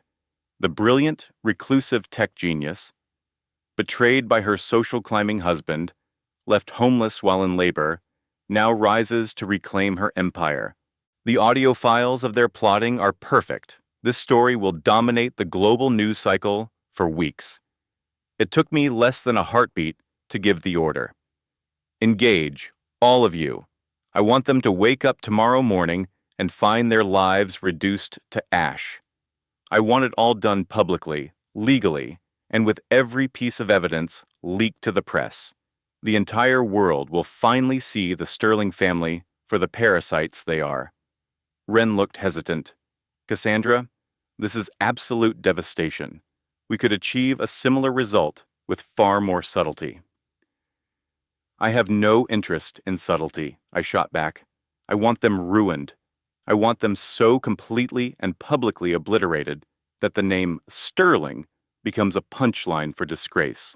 I want them to understand, down to their very bones, what it feels like to have your entire world stolen from you. To feel it all crumble to nothing in the blink of an eye, just as they had planned for me and my children. Javier nodded, a cold, focused light in his eyes. Then the operation goes live at dawn. Tomorrow is November 10th, the morning of the Sterling Foundation's annual charity gala. I smiled back. Perfect. Let their day begin with their own destruction. The next morning, November 10th, Marcus Sterling woke at 5:30 a.m. to a storm of urgent, encrypted texts. The board members of his company were demanding his immediate attendance at an emergency meeting. He strode into the boardroom at 6:45. The chairman's face was ashen. Marcus, our primary lender, a firm called Helios Capital, just called in your entire line of credit. They performed a full forensic audit of your books overnight. Your employment as CEO of Sterling Properties is terminated, effective immediately, for gross financial misconduct. We have sealed indictments against you for conspiracy to commit campaign finance fraud and evidence of illegal lobbying on behalf of 3 foreign nationals. Sterling Strategies has a zero-tolerance policy for treason. The color vanished from Marcus's face. What? I don't understand. Your severance is $0, as this is a termination for cause. Federal agents will escort you from the building. Marcus was on the sidewalk in downtown Boston by 7 a.m. No firm, no influence, no legacy. He got to his Mercedes and saw a thick, legal folio tucked under the wiper. Inside were documents from the family trust. A single, elegantly printed note was clipped to the top page. The Sterling name is for builders. You gave up the right to bear it when you plotted to destroy one of its own. Included was a court order freezing all his personal and corporate assets. Pending a federal investigation into money laundering, congratulations, you just bankrupted your own legacy. A. He leaned against the cold metal of his car and was violently sick in the gutter. Genevieve was approving ad copy for a mayoral campaign spot when her firm's managing partner arrived at 8 o'clock, flanked by 2 grim-faced lawyers. He handed her a tablet displaying a press release. It was a dossier, leaked to every major news outlet, detailing her history of corporate espionage. She was being fired immediately. She had to vacate the office instantly. She dialed the partner's private number. You have to kill this story. There's nothing to kill, Genevieve. Our primary investor, Argent Capital, called in their markers. They found everything. You have 30 minutes to clear out your desk. Who is Argent Capital? I'm not at liberty to say. She ended the call, her hands shaking with fury. A moment later, a process server approached her. Genevieve Hayes? Yes? You've been served. He handed her a thick envelope. It was a lawsuit for intellectual property theft and racketeering. They snapped photos of her stunned face as she took the papers. Leo watched in disbelief from his campaign headquarters as his mistress's career imploded on live television. Bail was set at $2 million. It was a sum Genevieve couldn't hope to raise. She would be sleeping in a cell. Chloe was in the middle of a live-streamed charity auction at 9 a.m. when her phone and all her social media accounts went dead. An eviction notice was plastered on the door of her chic Back Bay condo. The entire building was being immediately evacuated by the city for critical safety violations. All residents must vacate the premises within 24 hours. Her building manager called, his voice a panicked whisper. What the hell is going on? The new owners, Argent Properties, demanded a full structural survey. The building's a disaster. Faulty wiring, asbestos, a compromised gas line. It's a miracle it hasn't burned to the ground. She rushed into her condo to grab her passport and found an envelope slipped under the door. It was a summons for a civil suit, alleging wire fraud and breach of contract. The plaintiff was the charity she was just representing.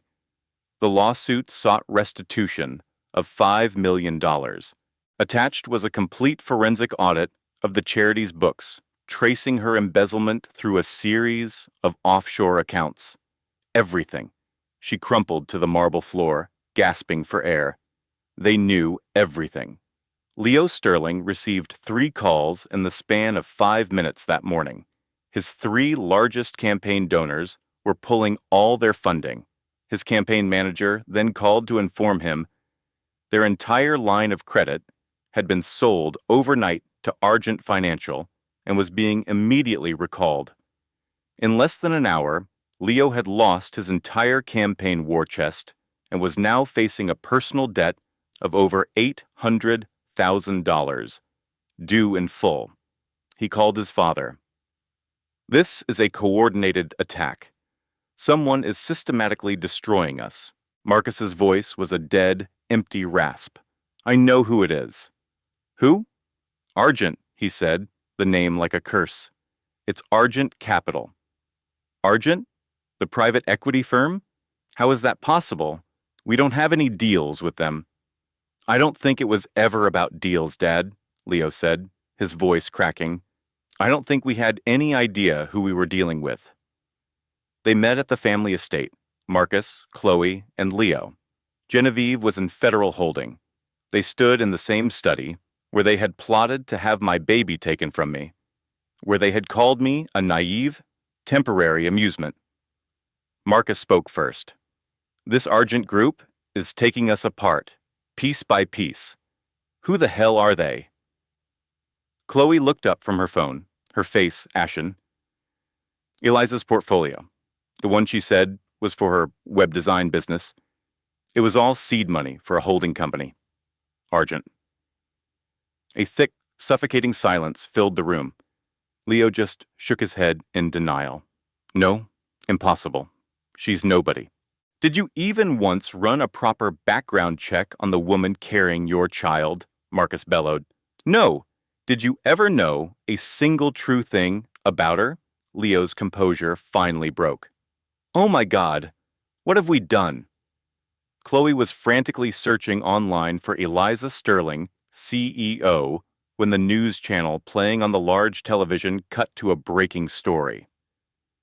And in a shocking turn in the Boston mayoral race, the notoriously private investment powerhouse Argent Capital has just announced the complete acquisition of the Sterling family's media holdings, a deal valued at over $4 billion. The graphic behind the anchor shifted to a corporate photo. Leading the acquisition is the firm's enigmatic founder and CEO, making her first ever public statement, Eliza Sterling. "You Eliza Sterling." The image filled the screen, and Leo's crystal tumbler slipped from his numb fingers, shattering on the antique rug. It was Eliza, his quiet, unassuming wife, whom he had just conspired to have committed to a psychiatric facility. No, that can't be," he breathed. But it was. Every screen in the room showed her face, radiating an aura of absolute chilling power. Eliza Sterling, the hidden genius behind Argent Capital. Eliza Sterling, the multi-billionaire titan of finance. And they had called her a foolish little girl. They had schemed to steal her child. They had planned to discard her the moment their son was born, because they thought she was worthless. His sister, Chloe, voiced the thought that had paralyzed them all. "We are ruined. We are completely and utterly ruined." Leo stared at the screen showing Eliza, not the gentle, simple woman he thought he knew, but Eliza Sterling, looking brilliant, powerful, and entirely beyond his world. He had tried to break her, and in doing so, he had given her the perfect reason to publicly execute his family's entire political dynasty. And this was just the start. On November 3rd, 1 week later, an official press release was sent to every major news outlet at 6 a.m. Argent Capital's famously private CEO, Eliza Sterling, to hold an emergency press conference at 10 a.m. regarding matters of integrity in the Boston mayoral race. The media erupted. The Boston Globe, the Wall Street Journal, CNN, every national and local network scrambled for a press pass. Political analysts, financial experts, no one knew what was coming, but when the head of a secretive, multi-billion-dollar investment firm made her first public appearance in a decade, the world paid attention. The press conference was held at the Argent Tower in an auditorium built for 500. Every seat was filled. I was in my private office on the penthouse floor conducting my final review. My chief of staff, David, adjusted the collar of my sapphire blue power dress, tailored by McQueen, blue for truth, for power. My hair and makeup were immaculate. I looked exactly like the person I had always been, a strategist, a titan. My son was sleeping peacefully in the adjoining private nursery with his nanny and 2 members of my security team, perfectly safe. My chief of communications, David, checked the audio feed. "Are you certain about this, Eliza? Once this goes live, there is no going back." "I'm certain," I said, my gaze locked on the main monitor. "The recording is perfect. It will be the end of his entire world. It'll be on every news site in the world in under a minute." "Excellent," I said. "I want it on every site. I want everyone to hear what he was planning." I took one last glance at the bank of screens showing the packed auditorium below. This was the moment I secured my legacy, the moment I protected my son's future. "Let's begin." I watched as Leo Sterling, my husband, stepped onto the stage at City Hall Plaza at precisely 8 o'clock. A wave of applause rose from the crowd of thousands of his supporters. I saw him scan the sea of cheering faces, politicians, and news cameras before he approached the lectern. He tapped the microphone and gave a warm, confident smile to the main broadcast camera. "My name is Leo Sterling. For the last 4 years, I have had the honor of serving this city. I am a husband and a soon-to-be father. I am running for mayor of Boston because I believe in family, integrity, and transparency." He paused, soaking in the thunderous applause. "I am also a man blessed with a brilliant wife, who is at home on mandatory bed rest, carrying our son." The moment he said it, I gave the signal. The massive jumbotrons behind him, intended to display a montage of him with smiling families, flickered and changed. An audio file began to play, broadcast over the stadium's powerful sound system. It was a crystal-clear recording of Leo speaking with Genevieve. "As soon as the baby's born, we'll have her committed. The doctors are on my payroll. We'll have custody within a week, and you and I can finally be together. Nobody will believe the hysterical, unstable little web designer." These are recordings from our home in Pacific Heights. Recordings of my husband, Arthur Kensington, and his chief operating officer, Chloe Adler. Recordings about me. The massive auditorium, filled with tech journalists and investors, fell into a stunned silence. A holographic image of my hand appeared to float over the stage. "Please," my voice, now amplified through the Keynote's immersive sound system, cut through the confusion. "Allow me to provide the full context. I assure you, there will be an opportunity for a Q&A." The silence that followed was absolute. 5 years ago, I fell in love with Arthur Kensington. I shared every part of my life with him. I explained my desire to remain a private figure, despite being the sole heir to the Davenport real estate empire.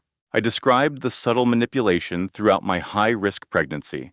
The therapist Chloe suggested, who pushed for complete bed rest and minimal contact, their conspiracy to have me declared mentally unstable after our son was born, and their ultimate goal of seizing control of my family's trust.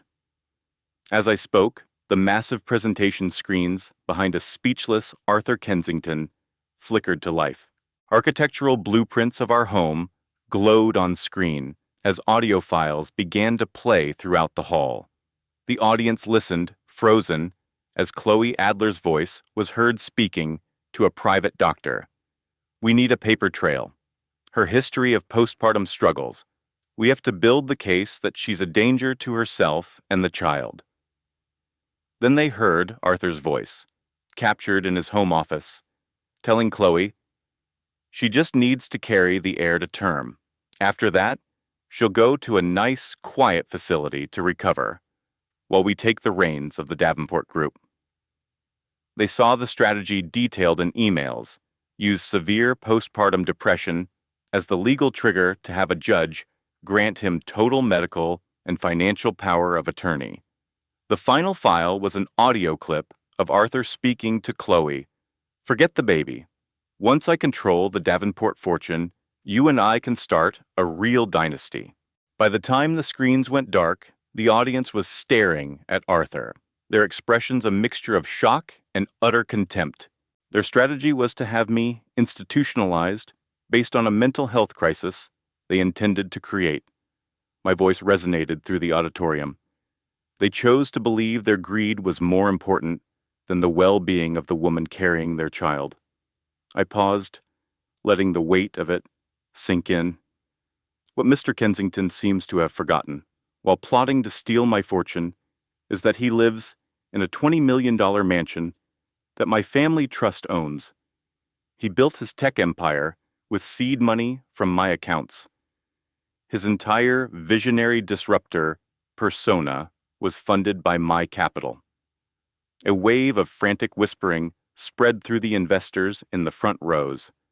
Aura Innovations is entirely financed by a series of investments that lead back to a holding company I founded.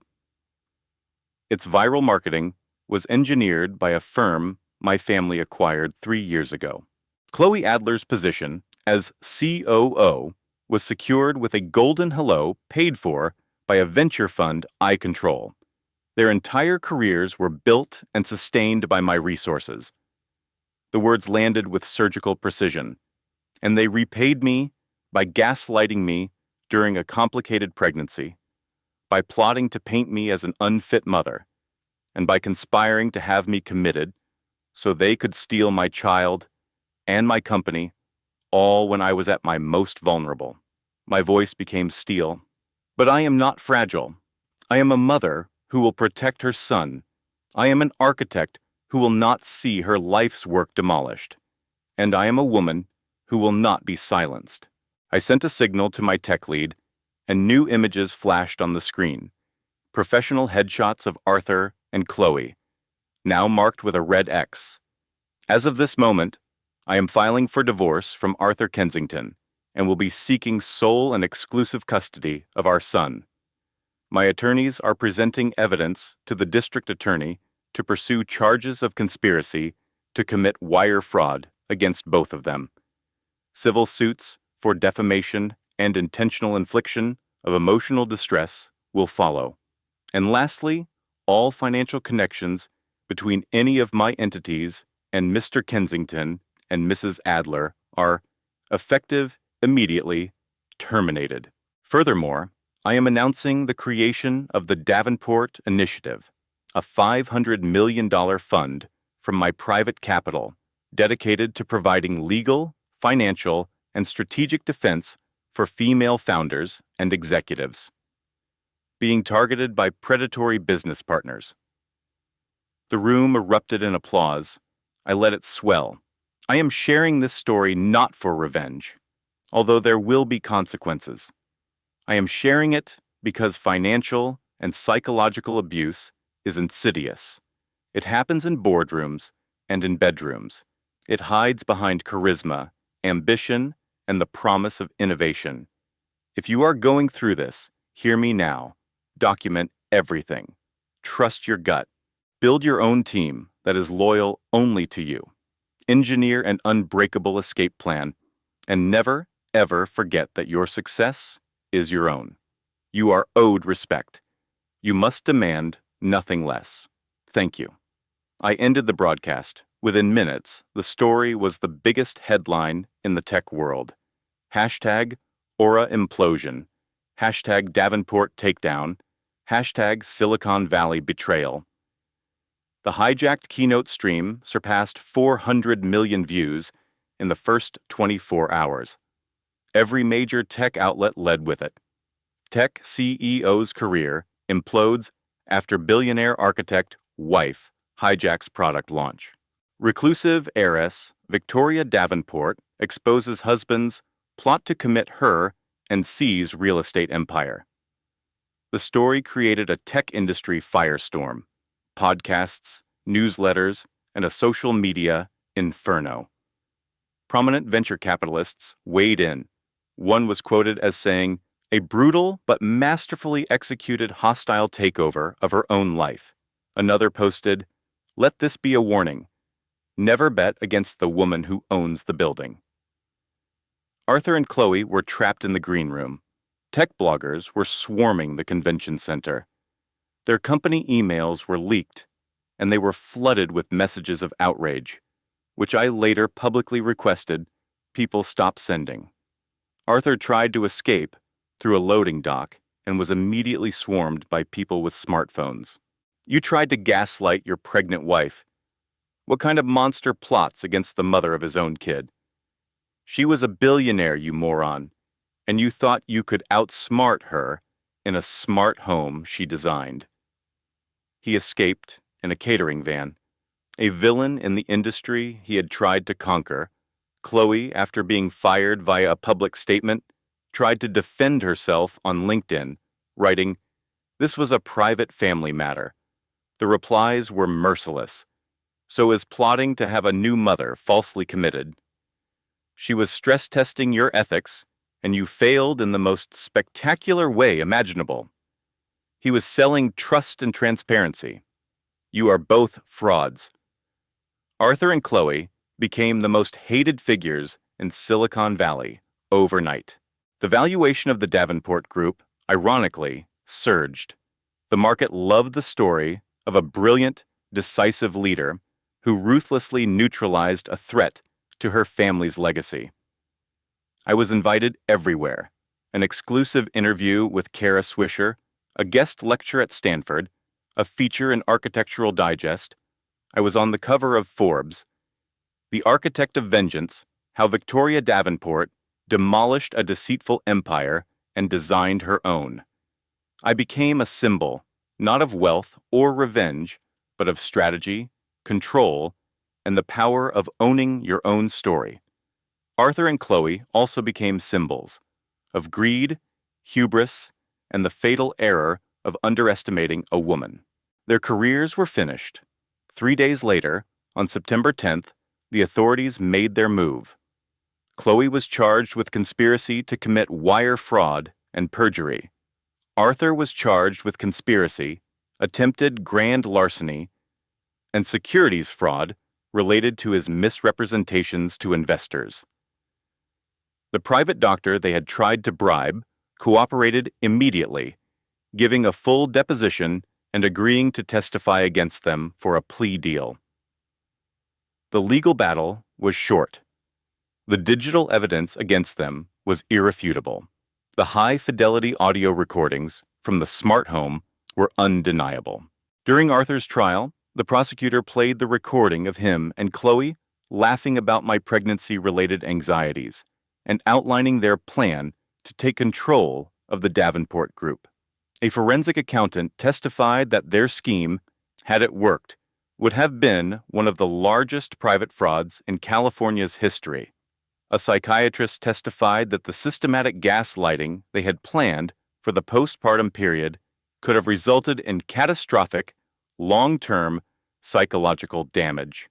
The jury deliberated for less than 3 hours. The verdict was read: guilty on all charges. The judge's voice was stern. "Mr. Kensington, in my 25 years on the bench, I have rarely witnessed such a cold-blooded and calculated abuse of trust. You tried to weaponize the birth of your own son to stage a corporate and personal coup." Chloe maintained a calm exterior, but the 12-year federal prison sentence made her mother erupt in the courtroom. "That woman is a demon," she screamed. "She's a vindictive monster." The judge responded coldly, "Your daughter was the one from whom her own godson needed to be saved." During Chloe's trial, An audio engineer confirmed the authenticity of the recordings from the smart home's security system. The private doctor, a man named Alan Reed, testified as part of his plea agreement. She paid me $50,000, he stated. She hired me to build a false medical record that would declare her best friend mentally incompetent. The damning emails were projected for the court to see. Chloe had written, "Frame her as unstable and paranoid." Dr. Reed had replied, "This will be enough to give her husband full power of attorney." Isabel's text had been chillingly simple. "Done. I want her life dismantled." The jury agreed, finding her guilty. Her punishment was a decade in federal prison and a fine of $100,000. During Marcus's trial, his lawyers painted him as a tragic victim, ensnared in his sister's web of psychological warfare. But then the prosecutor showed the footage from our neighbor's security camera. It captured Marcus, his face a cold, blank slate, as he locked me out on the windswept balcony of our penthouse. When I was called to testify, I saw him for the first time since that terrifying night. The prosecutor started, "Miss Vaughn, could you describe for the court the events of the evening of October 12th? My voice was steady, unwavering. My husband locked me out of the home we owned. I was 38 weeks pregnant with his twin sons. I was in the early stages of labor. I was about to give birth to our children. The wind chill on that balcony was 39 degrees as a thick fog rolled in from the bay. He shut the glass door, turned his back on me, and I heard the click of the deadlock sliding into place." The prosecutor continued, "And did he communicate with you at all?" I answered, "He yelled through the door that he knew the babies weren't his. I had begged him to see reason, told him they were his flesh and blood. I even promised we would do a paternity test the second they were born. He made a deliberate choice to embrace a lie fabricated by his sister instead of trusting me, instead of protecting his own sons." The prosecutor then asked, "And what was your state of mind at that moment?" I shifted my gaze and locked eyes with Marcus for the first time, trapped, freezing, and utterly, terrifyingly alone. At the defense table, Marcus collapsed into shuddering, uncontrollable sobs.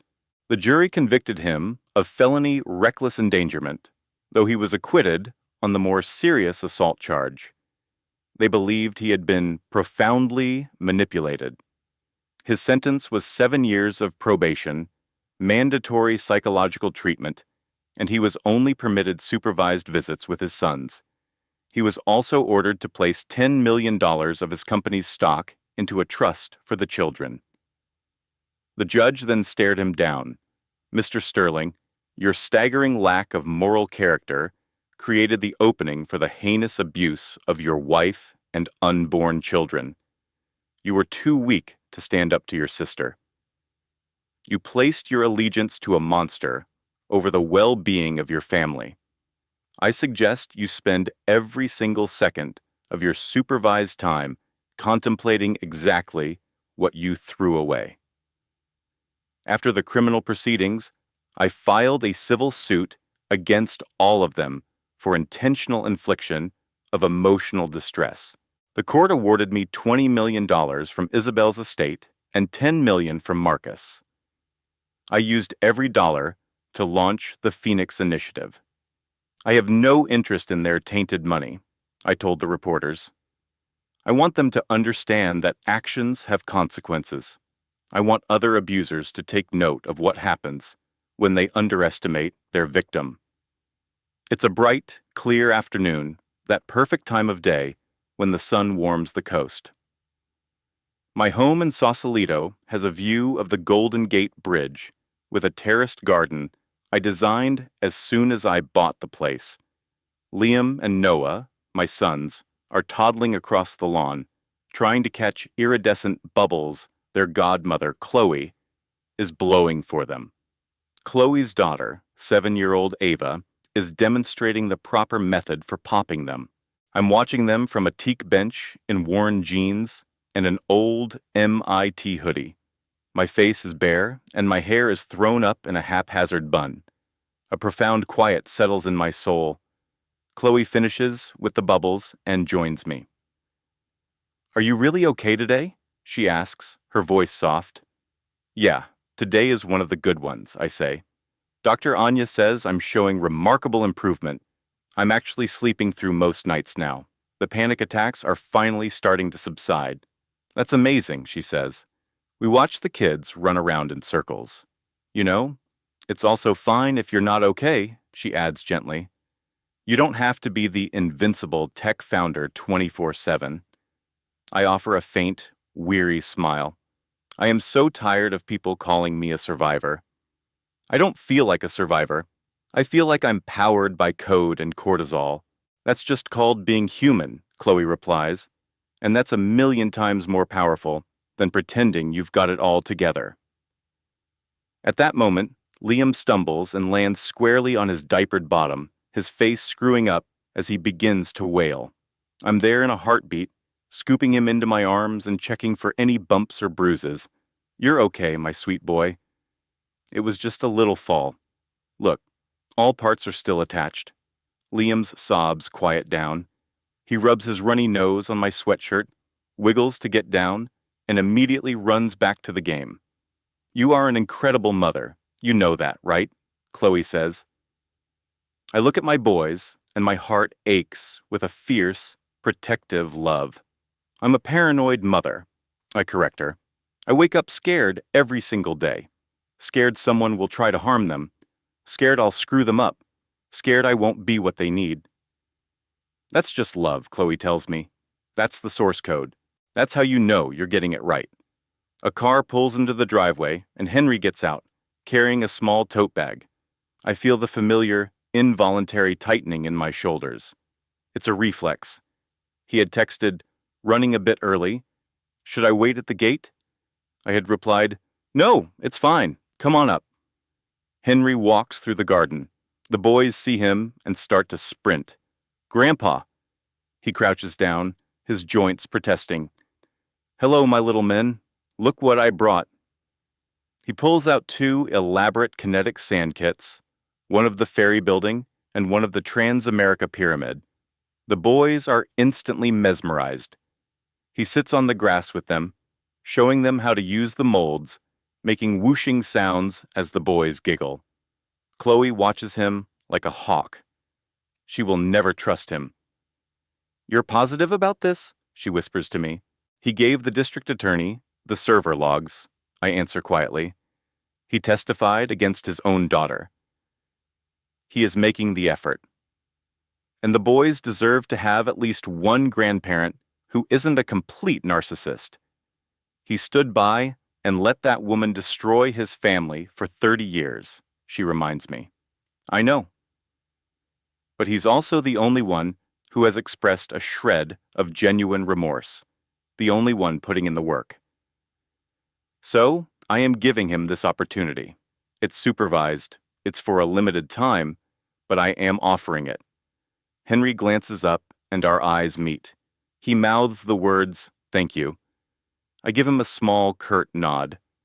My phone buzzes. It's a text from a number I don't recognize. I know I shouldn't, but my thumb opens it anyway. I know I have no right to ask. I know I demolished everything we built. But please, just let me see you, one more time. Let me try to make you understand. Let me apologize to you in person. I am begging you, Alara. Please. It's from Marcus. I stare at the text on the screen for a long moment. Chloe leans in to see. "You're not going to reply, are you?" she asks. "No." "Good," she says. "He's looking for absolution to make himself feel better. That is no longer your problem to solve. My problem is keeping my son safe. And I can't do that by letting the man who was content to let them die on a cold balcony back into our world. But what if he has changed? What if he's really sorry?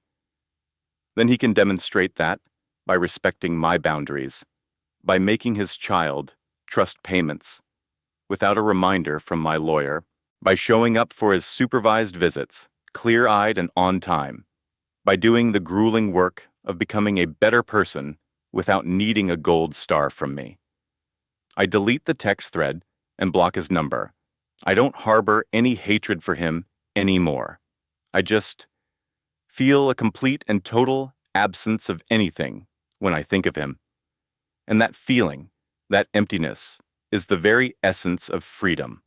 We sit in a comfortable quiet for another minute, watching our children play as the fog begins to creep over the bay.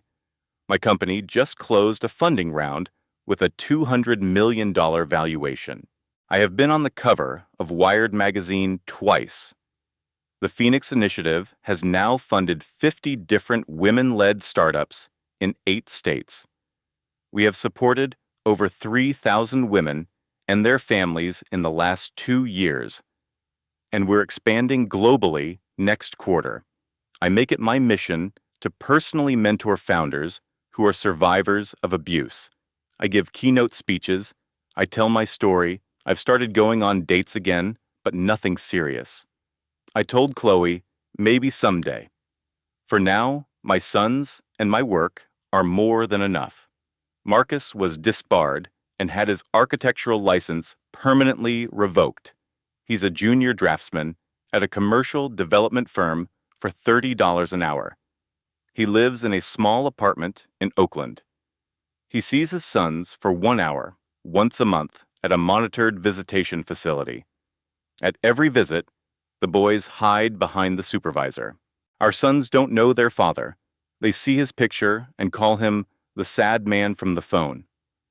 During the court-mandated video calls, which a therapist monitors, Noah just cries. Marcus is in therapy, not just because he was ordered to, but because he insists he wants to rebuild himself from the foundation up. He tried to send me a complete set of architectural plans for a Napa Valley family compound designed to win me back. I had my assistant flag all his emails as spam. In his sterile apartment overlooking the interstate, he has a single framed photo, a candid shot of me ringing the NASDAQ opening bell. Before the lies, before he chose to condemn our life. He says it's his daily reminder of the structural failure he can never fix. He will never design another significant building. His name is a ghost in the world of architecture. Every search result is a post-mortem on his career. The articles in tech journals, the exposed internal servers. He's a pariah, a cautionary tale in the valley he once dominated, haunted by the fallout of his own code.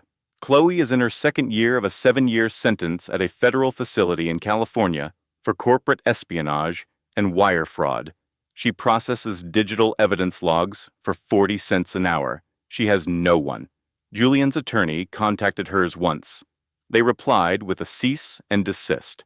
Her own family, a tech dynasty from Palo Alto, disavowed her after the conviction. My former analyst, another bright coder Julian had taken under his wing, is serving her time elsewhere. She took a plea deal. I received one email from her, forwarded through her lawyer. I made a fatal error in judgment. I hope you can find a stable state. I deleted it after reading her name. Chloe will be 41 when she's released. The analyst is serving 18 months. She lost everything. Her parents are managing what's left of her assets. She works in the prison's IT department. I'm told she's filed 3 appeals. All have been rejected. Every quarter, a dry, formal apology arrives from her counsel. My assistant archives them, unread. Chloe will be a middle-aged woman when she gets out, a convicted felon with no security clearance and a digital footprint that will follow her forever. Julian is the only one who avoided prison, but he's far from free. He lives in a small condo in Oakland and does contract coding for overseas companies that don't run background checks. He gets his supervised visit with our son once a month in a sterile government building. He always brings a small, intricate wooden puzzle, my favorite kind. He tries to engage Oliver. He watches him with a raw, pleading hope. Our son usually just builds with his magnetic tiles and doesn't look up. He calls him Julian. I allow the visits because the court ordered them and because I need my son to know that his father's ethical failures are not part of his own programming. In the end, it was Julian who handed over the master key to the encrypted servers who testified about the stolen algorithms, desperate to salvage a fragment of his reputation from the wreckage he created. His voice cracks at the beginning and end of every visit. "I'm so sorry," he says to me, every single time. "I am so profoundly sorry for the system I corrupted. I have not forgiven him. I don't believe I ever will. You installed a virus in our home and you gave it admin access," I told him during my deposition. "You knew what her code was, and you ran it anyway. But you also hit the kill switch to bring it all down. So, you get this. You can see your son, but you will always, always be a guest on this network." He just cried, his face streaked with tears, and signed the papers. He knows it is more than he has any right to. The late afternoon light filters through the blinds, creating bars of shadow on the floor. The social worker brings Oliver back to me. "Thank you for this, Serafina. I'll see you next month." He leaves without looking back. My friend Anya helps me get Oliver buckled into his car seat. "Same time next month?" she asks gently. "It's in the shared calendar," I reply. "Love you, Sarah. You saved my company, you know." "We're even," I say with a faint smile. "We're partners." "Fine. Love you, partner." We hug quickly, and then Anya heads to her car. I'm alone with my son. Oliver is getting tired, rubbing his eyes. "Okay, my little coder, let's go home. A bath, and then a story." Oliver asks, "Story, Mommy?" "Yes, my sweet boy. Always a story." He whispers, "Mommy, stay." My eyes fill with tears, but for the first time in ages, they're tears of relief. "Yes, my love. Mommy will always stay. Mommy will never, ever firewall you out." I pull him into my arms. He feels so solid, so present. I carry him toward the warm glow of our townhouse. People ask if I regret not demanding a controlling stake in the company, if I regret trusting his roadmap for our future, if I wish I'd seen the bugs in the system sooner. The honest answer is no. Every decision, every vulnerability, and every patch led me here, to this moment, with him. They tried to delete me, and for a while, it worked. I felt like a corrupted file on that cold server room floor 2 years ago. But this is the one thing they never grasped about a total system crash. You don't get to approve the recovery plan. I rebuilt myself with a better operating system, a clearer mission, and a backbone of encrypted steel. I am not the woman I was. I don't grant access easily. My home is a state-of-the-art smart house, a fortress I coded myself. I see my therapist every Thursday. I have medication for the nights. The anxiety still tries to breach my defenses. Sometimes, the specific chime of a server notification makes my heart pound. I am patched, without question, but I am not broken. There is a world of difference.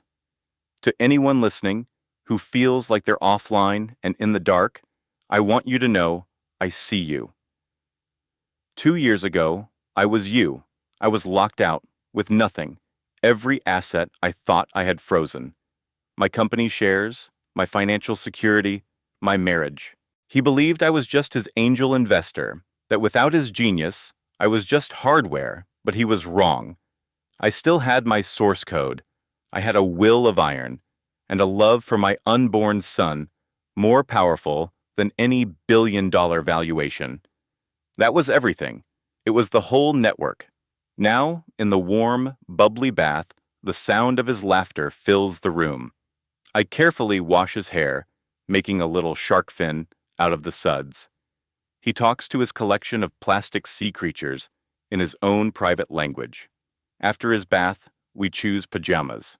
Tonight, He wants the ones with the little blue robots. He points to them himself, a tiny, determined project manager. For our story, I choose How to Code a Sandcastle. It's a universe away from the dense manuals on quantum computing Julian used to read in bed. This beautiful, simple book is our nightly routine, a new foundation for me and my son, built from the digital wreckage of a painful past. In the story, the little robots finish their project and go to sleep, and right on schedule, Oliver is already drifting off, his breathing deep and even, his small body a warm weight against me. I kiss his soft hair, turn on the star projector nightlight, and pull his door almost shut. I walk down the hall to my office, sit at my desk, and open the dashboard for the Phoenix Fund. The screen is a mosaic of faces. Founders we've funded, teams launching their products, women building new futures, 217 companies funded and supported. The number glows in the corner. All that pain was converted. It became seed capital.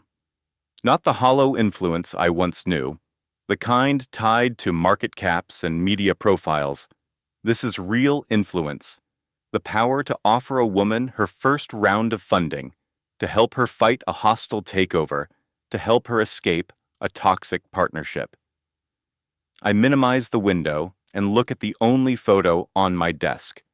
It's me in the hospital, holding Oliver moments after he was born, looking utterly depleted but fiercely determined. I won. Not because he and his lover faced justice, not because I won the arbitration. I won because I am secure, because my son is thriving, and because I finally coded my own life. From the baby monitor, I hear the soft, steady rhythm of Oliver's breathing. That brutal moment, staring at the glowing screen, completely alone, felt like a catastrophic failure. In reality, it was the beginning of my true purpose. It was the instant I stopped downplaying my own intelligence to protect a man's fragile ego. He saw me as a passive investor in his world, easily written off, but from that single moment of betrayal, I launched an empire. I switch off the light in my office, walk through the quiet, secure home, and check on my sleeping child. The anxious loops that once consumed me are just legacy code now, inert. Tomorrow, I will wake up, kiss my son, build a rocket ship with him, and then go to my office to fund the visions of other women who were told they weren't technical enough. I will succeed on my own authority. The portfolio I built, the sanctuary I programmed, the life that is now fully encrypted. My name is Serafina Reyes. I am a VC, I am a protector, I am a survivor, but above all, I am a mother, and I am finally safe. The next morning, sunlight streams into our kitchen. I am carefully arranging blueberries into a smiley face on a pancake while Oliver taps out a rhythm on the counter with a plastic spoon. He stops suddenly, his big, curious eyes finding mine, and asks, "Mommy, is our network secure?" I pause, the berry in my fingers, and just take in the sweet, innocent gravity on his face. "Yes, my love," I say, my voice thick with emotion. "Our network is very, very secure." He then reaches his small, slightly sticky hand to my face and whispers, "I'm the firewall, Mommy." A warmth spreads through my chest, and I have to blink back tears, not of sorrow, but of pure, overwhelming love. "You are my whole world," I whisper, my voice cracking, "my entire universe." I lean over and kiss his sticky forehead. Oliver giggles, smearing syrup on my cheek, and I couldn't care less. Anya walks into the kitchen, handing me a steaming mug of tea. We stand by the counter in a comfortable quiet, just watching him happily dismantle his pancake. "You really crashed his whole server," she says, her tone a mix of awe and respect. The untouchable Julian Croft. A small, genuine smile finds my lips. "We did. I'd still be running his diagnostics if it weren't for you." Anya bumps my shoulder, So what's the next round for Serafina Reyes? You exposed Silicon Valley's biggest IP theft, built a new life from the ashes, and launched a whole damn fund. What's your next move? A hostile takeover of the moon. My gaze returns to Oliver, to the morning sun filling this small, peaceful kitchen that I fought with everything I had to build. My next adventure, I say softly, is his kindergarten application. My next big exit is a happy, healthy kid. This quiet life overlooking the San Francisco Bay is finally completely ours. It's a steady, peaceful existence we've carved out for ourselves. There are no more wars to wage, I say to the morning mist, no more ground to take. There is only this, only him, only peace. And for the first time, that single word holds more weight than any victory ever could. At that moment, Caleb lets out a peal of laughter, a perfect, innocent sound that echoes in the room, as Buddy, our terrier mix, drops a slobbery toy right on his chest. A deep, genuine laugh rumbles out of me, a sound I was sure had been buried forever. This little apartment is our sanctuary now. This boy is my entire world, and this feeling is the only win that ever truly mattered. A man like Damien will never get close enough to burn it all down again.